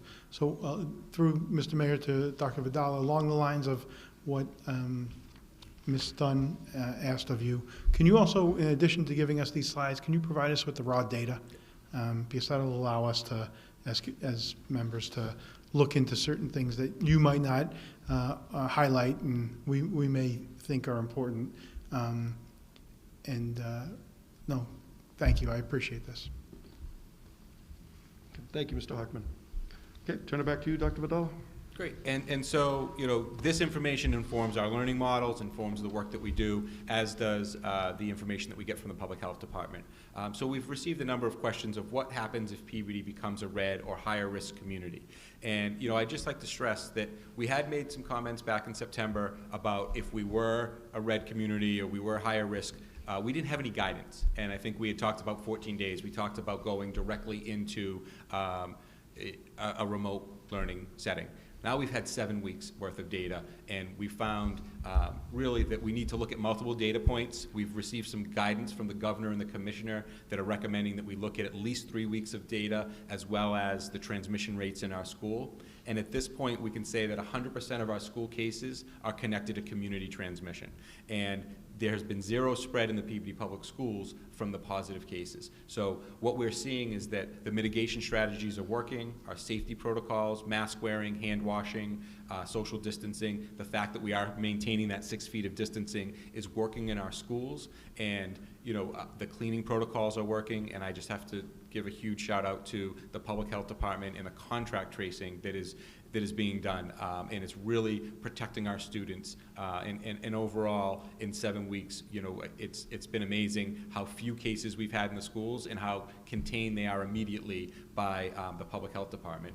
And so, you know, looking at what should we do in terms of the protocols for changing from our hybrid model, and you know, my recommendation is is to follow the governor and to follow the commissioner, and that we remain in the hybrid model until we have at least 3 weeks worth of data. We focus on the transmission to our students and staff. So at this time, you know, speaking to the public health department, Sharon Cameron and Brenda Wolf, and talking to Mayor Betancourt, at this time we do not see any reason to deviate from our hybrid learning model. We want to keep our kids in school because we want to continue with the aggressive safety protocols that we have and make sure that we're maintaining that social distancing and continuing to improve on our hybrid model as best we can. So that's where we're at now. I know we're seeing an uptick in our cases within the community, but we're not seeing any spread within the schools. And so as a result, we do feel confident that we can continue in our hybrid learning model, and we want to make sure that our families have enough time to prepare and that they know that we're committed to making sure that we keep the kids safe and we maintain as much in-person learning as we can. So I'll pause there. Thank you, Dr. Vidal. And if I could, I'd like to add a little bit to that. Certainly, these are very trying, difficult, challenging days, and you know, those are very common words to say, but I don't even know if those really capture everything that has been going on in the city of Peabody and everywhere, really. But I really want to thank and recognize a number of people. You know, first is Dr. Vidal, Dr. Lord, and their team at Central Office has done a terrific job. So many issues coming their way. Our teachers and staff have been terrific through these very difficult, grueling days, trying to make education work in this hybrid model, which just presents new challenges every day, trying to connect with their students in a variety of different ways, and very appreciative of the hard work that our teachers and staff are doing. Dr. Vidal mentioned it, and he's mentioned it to me many times personally, just the work of our custodians, who've just done terrific work every day. Extremely challenging right now, as you can imagine, at our schools and in all of our city buildings as well. Great deal of work is on Jim Hafey and our tradespeople and our custodians every day. And it was great to have the principals. You know, we had Mrs. Massa here from the Welch, Dr. Higgins from the South, Mrs. King from the Brown, and then, of course, Mr. Busey here from the Higgins. And it was great to see them and hear about a lot of the positive things that are taking place and some of their recommendations. But certainly very trying times. I am in full agreement and a strong advocate for let us see how these upcoming weeks go. Our numbers have gone up. There's no question about that. I expect, as I put out a community message a short time ago, that Thursday afternoon we will be moved into the red category. But I don't think that's. I don't think that should dictate how things go. I think we need to look at the transmission rates, the work that's taking place in our schools, our parents, and it shows that our parents and students and everybody associated with our schools are doing the right things and really on top of this. Certainly, it's something we got to keep an eye on in the next week, 2 weeks, 3 weeks to see where things are going. But really, I really want to focus on the positive and things that are taking place in our school. And you know, I don't want to jump the gun, and you know, we may have to look at other options down the line in the future, but I think we need to look at the 3 weeks of data and see where the numbers show us where we're at. So I'm very much in support of that and keeping a close eye on where we stand, but really trying to push forward and keeping our students in school as best we can. I think that's important. Any comments on this particular item? I know this will be an item that we're going to have at upcoming meetings here, certainly. Mrs. Carpenter, I'm sorry, did you raise your hand? Yep, I'll turn it over to you. Thank you. I just want to start off by saying, you know, thank you for all of that information. I appreciate it. It's definitely something that I'm in agreement with.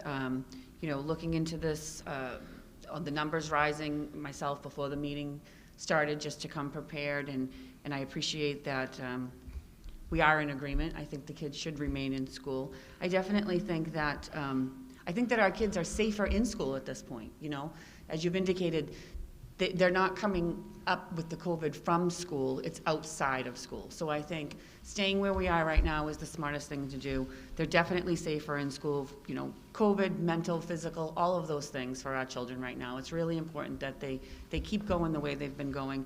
And I just want to reiterate, as I've discussed before, if something should change, that we definitely meet as a body before any type of decisions are made, so that we can make the best ones for our children and our community.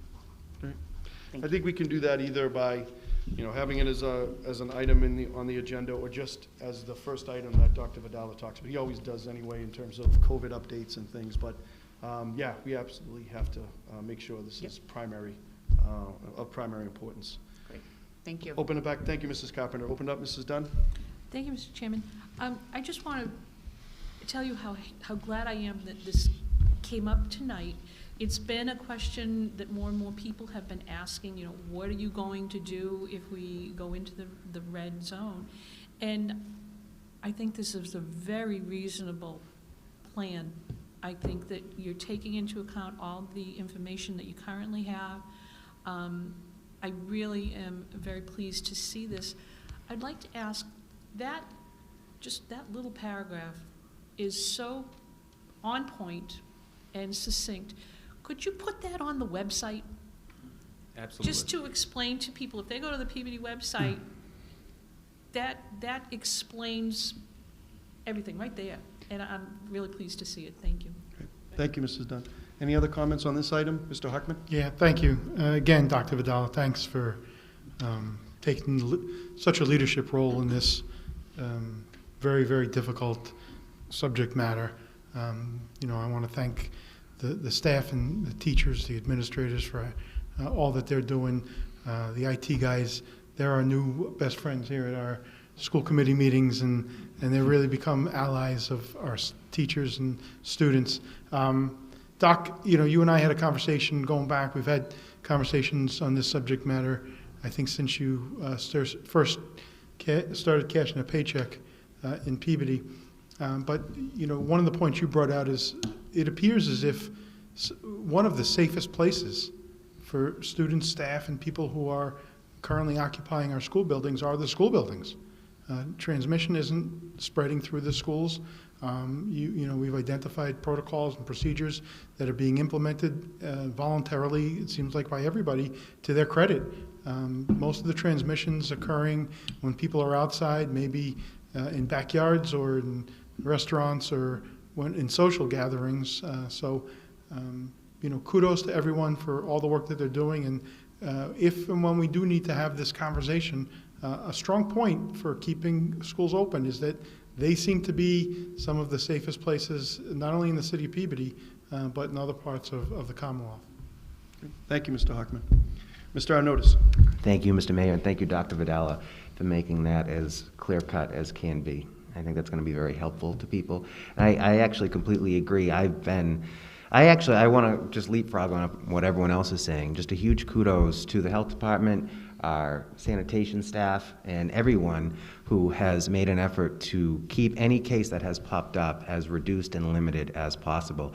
There was an education hearing in the legislature today where they went over several different topics, but one of the comments by Secretary Pizer, who's the State Department, state education head, he was saying that they are, even across the state, not seeing major outbreaks in these schools themselves. And I do think, now I'm going to shift my own personal opinion and say I think that's probably because people are so passionate about wanting to be able to be in school right now that they're maintaining the mask wearing and they're keeping those protocols. So I fully support this decision. I wouldn't advocate for us to shift from the hybrid one way or the other at this moment until we see a major change. As long as we don't have a large spread in any of our buildings, which we haven't seen yet with any of the cases that have popped up, I fully support this decision. I think, Mr. Hockman, you had said it a minute ago, and not to name names, if you look at Marblehead, they had a situation where outside of their school system, people were gathering and going against the standard, I think, right now, and look what happened. So I remind people that we stay open right now because people are doing their job in the building, and there's a responsibility outside the building to do your job there so we can keep this place going and keep our schools open right now. So I think that's incredibly important. I'm with you 100%, and I hope we stay successful here. Thank you. Great. Well said. Thank you, Mr. Arnottis. Mr. Amico. Thank you. Through the chair to bidding and to Dr. Vidala, thank you again. And I guess this is just a community. We're seeing this. We're seeing that schools are safe. Students who are wearing masks, teachers who are wearing masks. we're not having spread. So I guess I'm reaching out to the community at this point. If we could all wear masks outside, just make it a point to wear a mask whenever you're around someone that you don't know, or just be a little bit more cautious, and hopefully numbers won't rise. We've seen all the CDC numbers. We've seen all the things about wearing masks and saving lives. So our schools are proof right now that we can put hundreds of kids in buildings and only have 5 or 6 or 7 cases over 7 weeks. So Peabody community, wear masks when you're outside, inside, wear them all the time, wear them to bed. I don't care, let's just try to keep this thing going. We want to keep students in school where they belong. Okay, thank you. Thank you, Mr. Amico. I did want to just also add, Dr. Vidal and I have met with Sharon Cameron, our health director, met with Brenda Wolf, our nursing director. They're both doing terrific jobs for us, and all of our nurses really have gone above and beyond. And they're in agreement and very supportive of this as well. So they're working their numbers, they're doing their contact tracing, as was mentioned, and they're very much a part of our discussions, and certainly will be a part of our future discussions if we, depending on how things go. So I just want to let everybody know that Sharon, Brenda, and their teams are very up to date on where we are, and very supportive of this plan. So turn it back to you. Thank you, Mayor Betancourt. And I just want to thank the committee for your leadership and just the incredible, thoughtful conversations that you have all had in the community. And I just really appreciate the support that our schools and our school leaders and our teachers are getting, and our students and our families are getting from the committee. And it was really important. I appreciate the leadership of Mayor Betancourt and the message that he sent out to the community today. And it was really important for us in our discussions that we were proactive, that we were talking to the community ahead of time, talking to the community tonight, and letting them know of our confidence and the safety that we're having. It was really important for us not to be reactive, to be proactive in the messaging that we're sending. And so I just appreciate the support and your leadership during these times. And I do have some good news coming. So the next item on the agenda, I just wanted to jump one item. I received a call last week from the estate of Ruth S. Rappaport, and the executor of her estate was her cousin Larry Shore. And Larry called me and told me of a generous donation, which I was blown away, because I thought a generous donation would have been $1,000. And Ruth is a graduate of Peabody High School who went on to Yale, and she went into the STEM field and earned her PhD. And she was an amazing woman who lived in the Philadelphia area, but really wanted to give back. And she donated $935,000 to Peabody Veterans Memorial High School. It's going to be held in a trust, and it has some parameters around it so that this trust will always be intact, and the income that this trust receives every year is going to go back. It's going to buy some George Peabody medals. It's going to support the music department. It's going to purchase instruments. And she also had the forethought to include some flexibility in there, that if there was some programming or some teacher professional development that needed to happen. But this is truly the gift that keeps on giving. Truly an amazing woman, completely we were shocked and honored, and this is something that's really going to make a huge difference, especially at this time of need. So I just wanted to share this with the committee. This is a huge donation, and there's also another couple things that they need to liquidate in her assets, and so they assume that this will be over $1 million when all is said and done. They're anticipating another donation next year. So I'm just incredibly grateful and humbled by this donation. I know Mr. Magno at the high school is as well, and we'll be setting up a trust. Mike Gingras has already, worked with us around that from the city, and making sure that we're able to allocate this money appropriately moving forward. But this is an incredible donation. I wanted to open it up for discussion, and then a vote to accept this donation with gratitude. Thank you, Dr. Vidal, and that was extremely well said. I really have nothing to add except for my appreciation and gratitude, and this is going to have a major impact on so many students, and it's just wonderful. So. Wow. Open up, Mrs. Carpenter. Did you have your hand raised? Thank you. I just want to say that this is the most amazing and incredible donation we've ever received. I am so incredibly warmed. My heart just, this is something that we really needed right now, like some really good news. We haven't had this, and it feels so good to have a piece of good news. And this woman was absolutely amazing. And when I was reading through some of her information, I kind of found it a little ironic.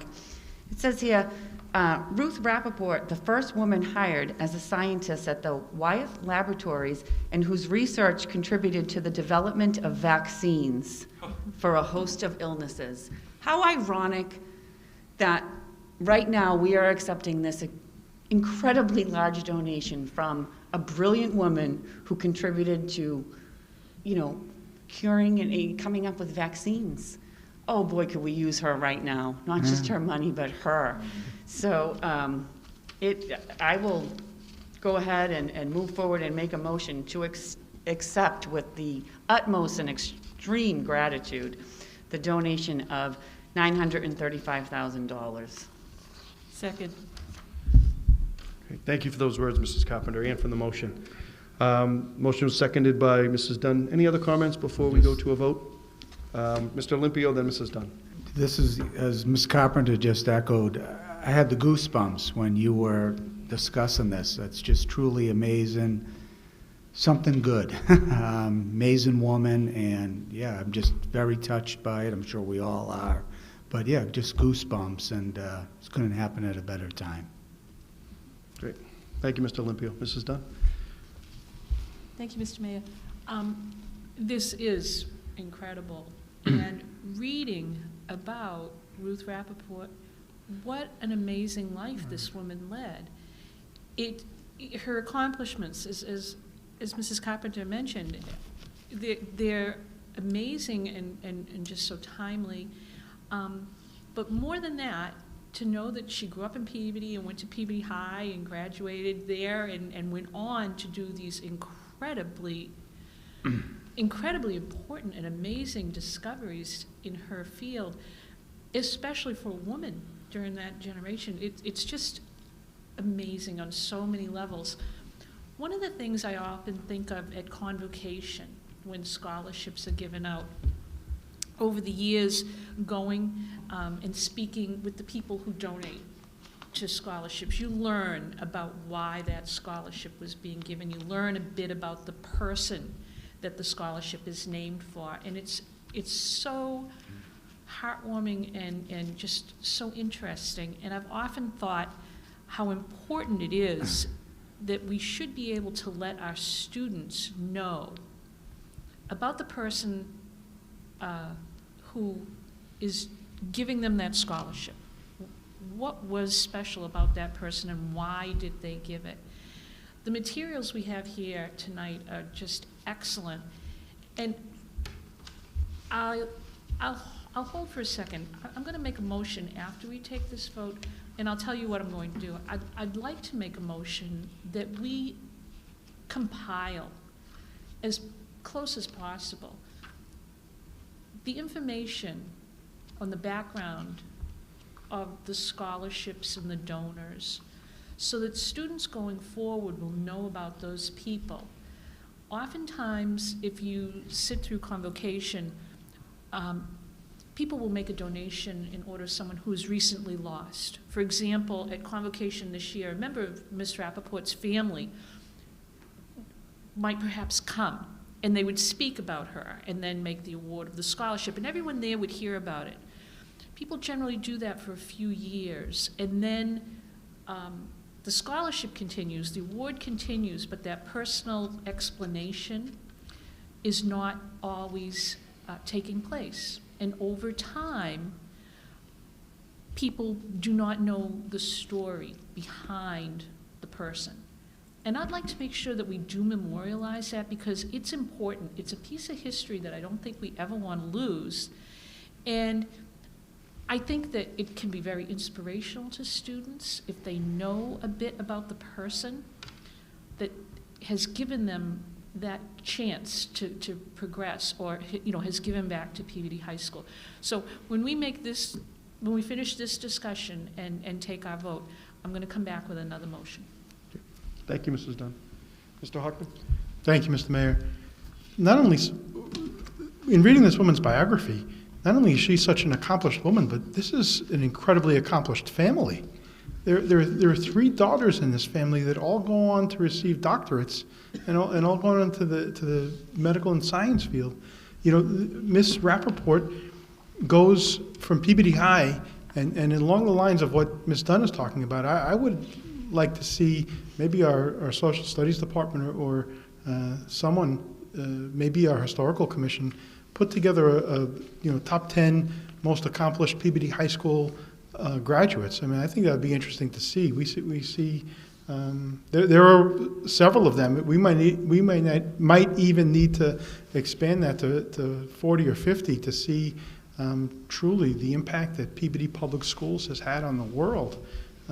But this, woman, her biography goes on to talk about she graduates from Peabody Veterans Memorial High School, and then, or I think it was still Peabody High School at the time. I don't think it was a Veterans Memorial High School yet. And then she goes to an all-female college, Vassar College in New York, where she graduates presumably with a Bachelor of Science in 1959, and it takes her 8 years to get her PhD from one of the most prestigious universities in the world, Yale University in Connecticut. Just an incredible story to read on top of the unbelievable amount of money that this woman and her estate are providing to our school system.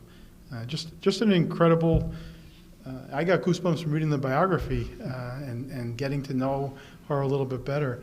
And for her to come home, after a life of accomplishment that she's had, she's came home and is buried right here back in Peabody, where she's from. And being someone that didn't grow up in Peabody, sometimes it's hard for me to comprehend the depth of the roots of people who were born here. And I think we have 4 of the 7 of us on the committee that were born here and lived here your whole lives. And reading stories like this really kind of brings it home for me in terms of comprehending some of the feelings that you guys have about our city. Thank you, Mr. Hockman. Wonderful comments all around. Mr. Miko? Great, thank you. Through the chair, I just wanted to thank the estate of Ruth Rappaport. The city was founded by a philanthropist, and it's just so fitting that Ms. Rappaport and her estate decided to come back and not forget where they came from. And I think that's a life lesson for our kids, life lesson for all of us to always give back. But I just wanted to thank the Rappaport family and Leo. Thank you, Mr. Miko. Mr. Arnottis? Thank you. Just to reiterate, an incredible thank you to the Rappaport family. This is, unbelievable.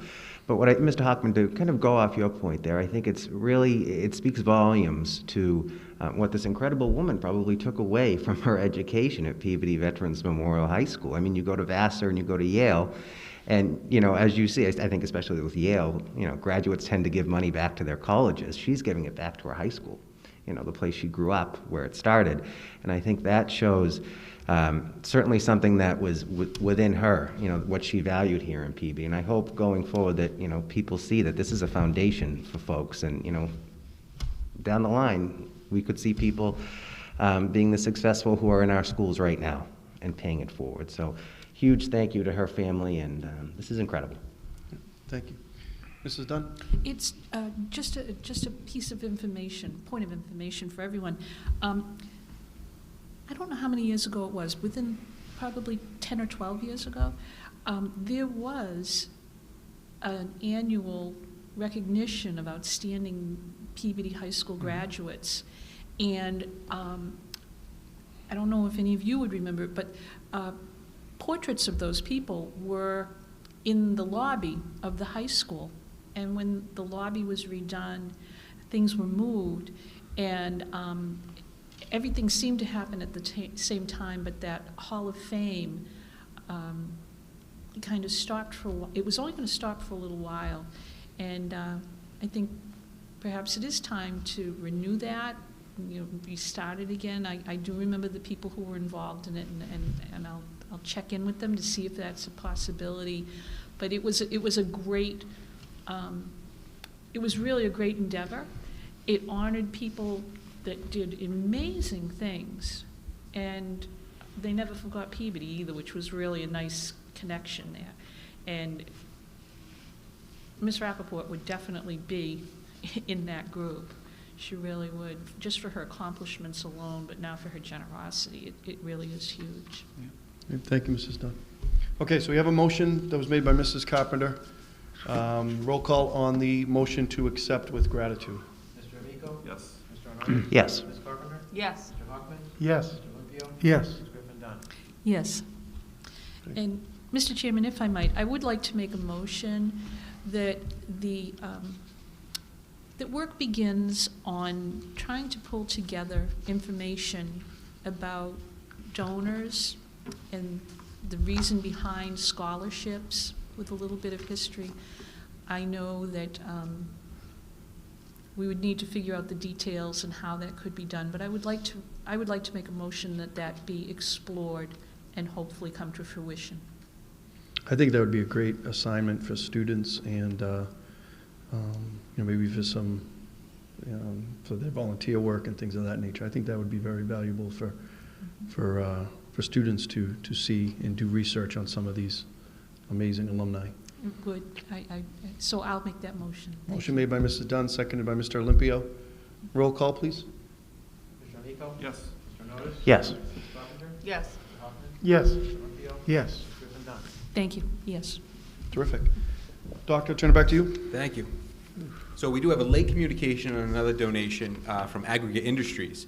And so you may recall back in September, Aggregate Industries had a number of volunteers that came. They cleaned up our 9/11 memorial at Peabody Veterans Memorial High School. And they also worked on the Burke Elementary School. And so they put that on their social media platforms, and the parent company that they work for named them the winner of Building Our Community Challenge and sponsored a $2,500 donation, which we received the check for this week.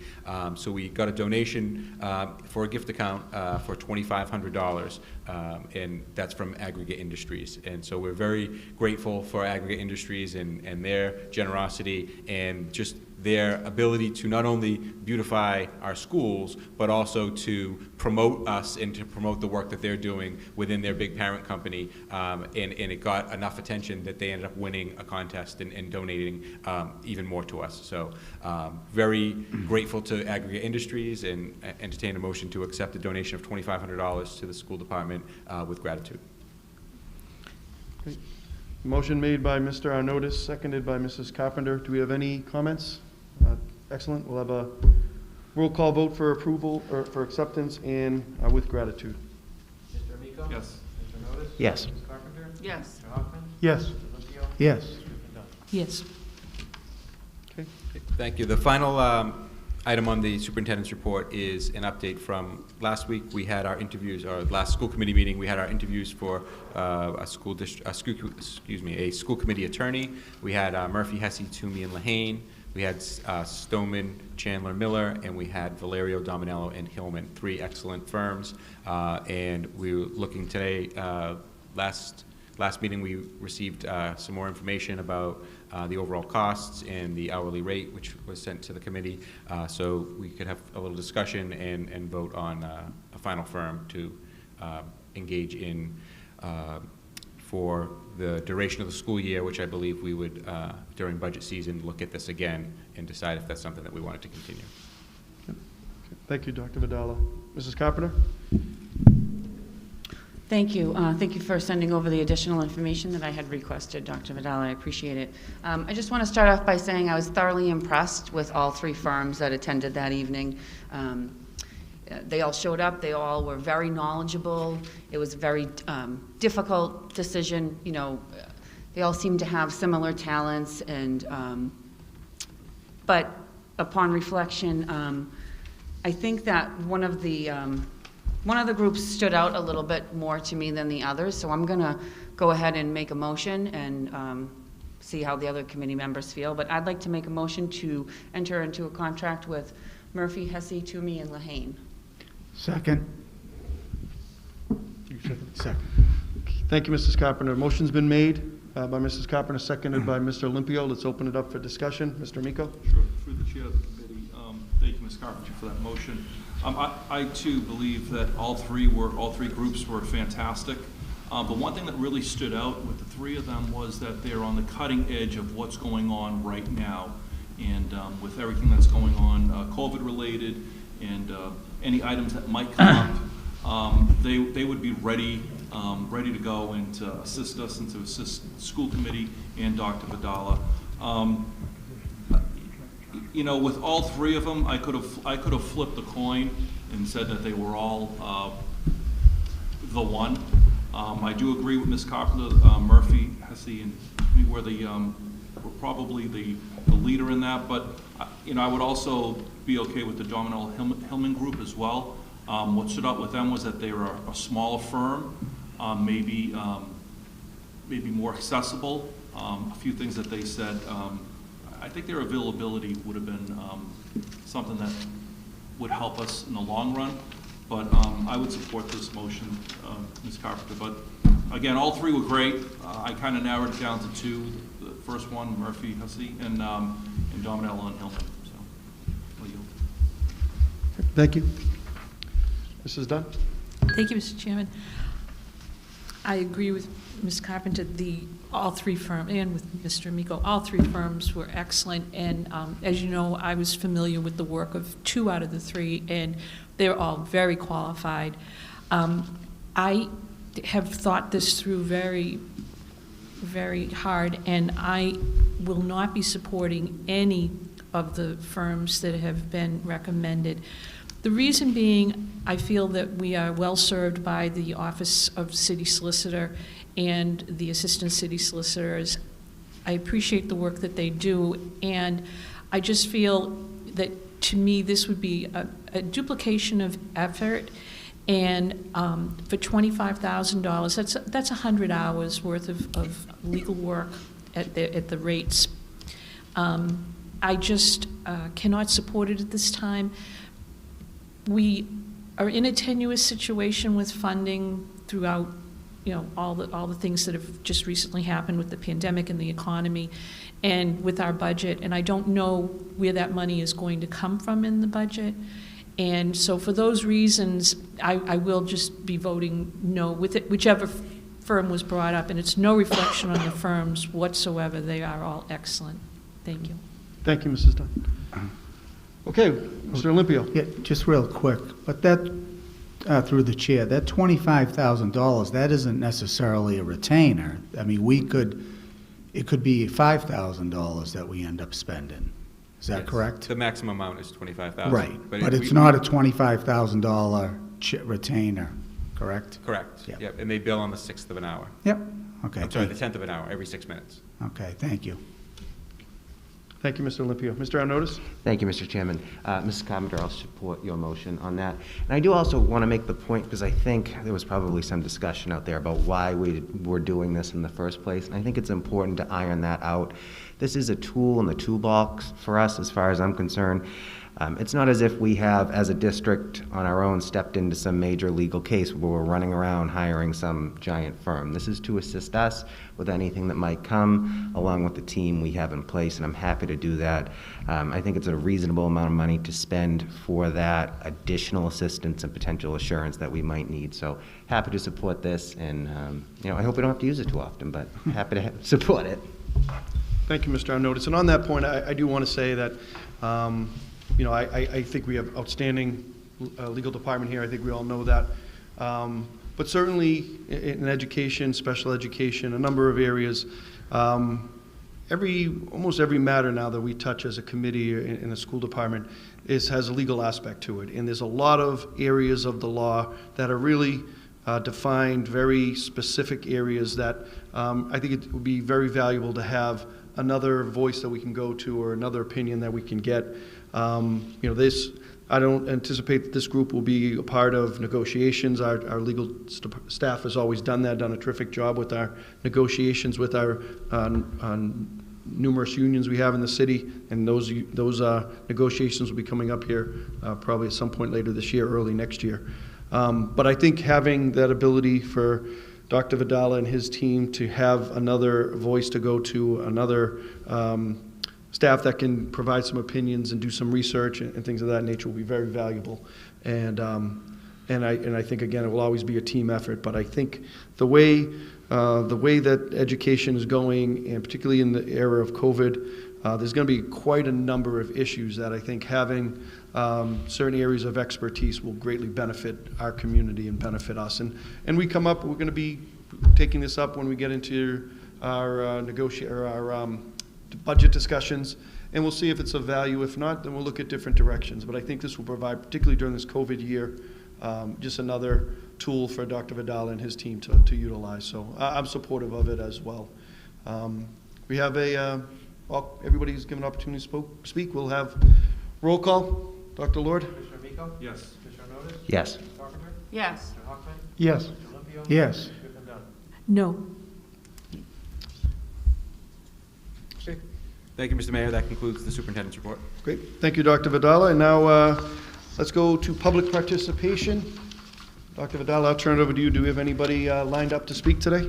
Thank you. We have 8 attendees still in. If they would like to raise their hand, I do understand that there is a small delay, so we will pause to give people an opportunity to raise their hand if they would like to participate in public speak.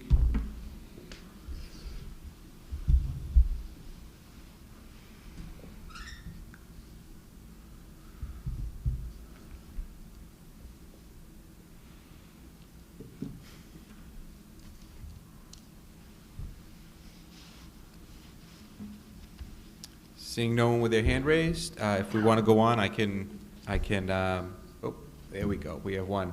Give me 1 second. Okay, I'm going to bring in John Cordelidis. John, if you could unmute your microphone and please state your name and address for the committee. My name is John Cordelidis, 28 Longview Way, Peabody. You guys can hear me fine? Yes. All right. Just a question on Dr. Vidal of the survey that you had. Just need a little clarification if we could. It said that 82% of respondents were in the hybrid model.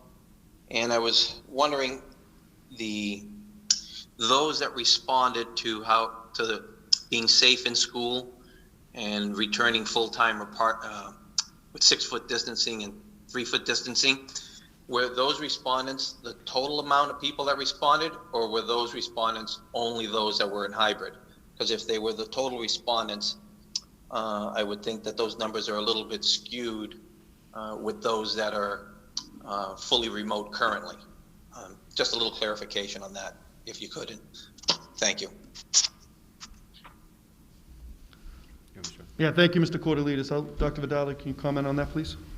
Sure, and it was the total respondents, and that's why we did, have that indicator at the very end of the number actually went up. So 17.2% of people were engaged in a fully remote setting.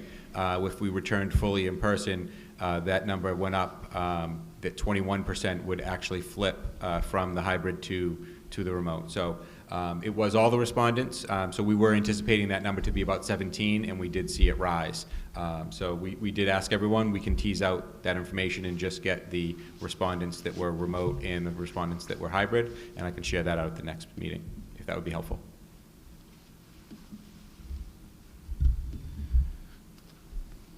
Thank you. Any other people from the public that would like to speak?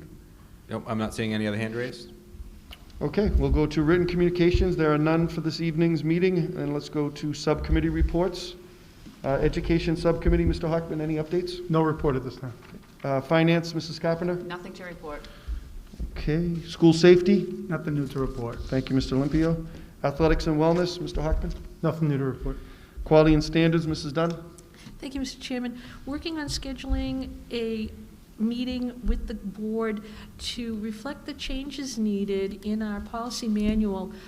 We had a current policy about our admission to the vocational program at the high school, and because of the detailed and new admission policy that we have in place, we just need to make it work in our policy manual. So I will schedule a meeting with the members, and hopefully we'll have that ready for you at the next meeting. The other topic is we're going back to finish some work on the searches that take place in school, and that's a long time coming policy decision, but we're still working on that, and I will schedule that meeting as well. Great. Thank you, Mrs. Dunn. Parent and Student Advisory Boards, Mrs. Dunn? Thank you, Mr. Chairman. I have a tentative meeting for the Parent Advisory Board on Monday, November 14th. It's very tentative, so don't write it in ink. And hopefully we will have, it will be a Zoom meeting, but hopefully we'll have a representative of the Safe Routes to School. This is a presentation we've tried to put together for a couple of years. Now we're going to have a presentation while everyone is remote, but it should be a very helpful presentation for the parents to hear, and I will definitely notify everyone when that's confirmed. We're just confirming it with the speaker. And as far as the student advisory boards, I know that they'll be having, if they haven't already just had the election for student advisory board members up at the high school, in order to assist them, MASC is going to put the student advisory board training available to folks, and I will make that available to the new student advisory board members. Terrific. Thank you, Mrs. Dunn. Okay. Building and Grounds, Mr. Amico? Nothing to report at this time. Okay. Special Education Parent Advisory Board, Mr. Olympio? Yes, thank you. I'd like to reach out, Dr. Vidala, just torn between Zoom or in person, maybe we can talk sometime this week. And Absolutely. I would like to get some type of meeting soon, just for the special education parents, see how things are going so far. Absolutely. Thank you. Thank you, Mr. Olympio. City Council and Legislative Delegation, Mr. Arnottis? Nothing new to report. Okay. No new business on the agenda. I do have one. Mrs. Dunn? Sorry, Mr. Chairman. It's not even on the agenda. I just would like to extend an invitation to all the members. The Mass Association of School Committee is having a Division I meeting, and you're all invited because we are all members of Division I. It will be Thursday night on Zoom at 7 p.m. You could just go on the MASC website, register. They'll send you the invitation and the link to the Zoom meeting, and it's entitled A Chance to Connect, and this is to have people from throughout the district just be able to speak about what's working in their district, how things are going, and hear from people about their accomplishments and their recommendations on good practices. Okay. Thank you, Mrs. Dunn. You're welcome. Okay, items for our next meeting, which is November 10th, can be handled in the regular course. And thank you, everyone, for your hard work. Meeting adjourned? Motion adjourned.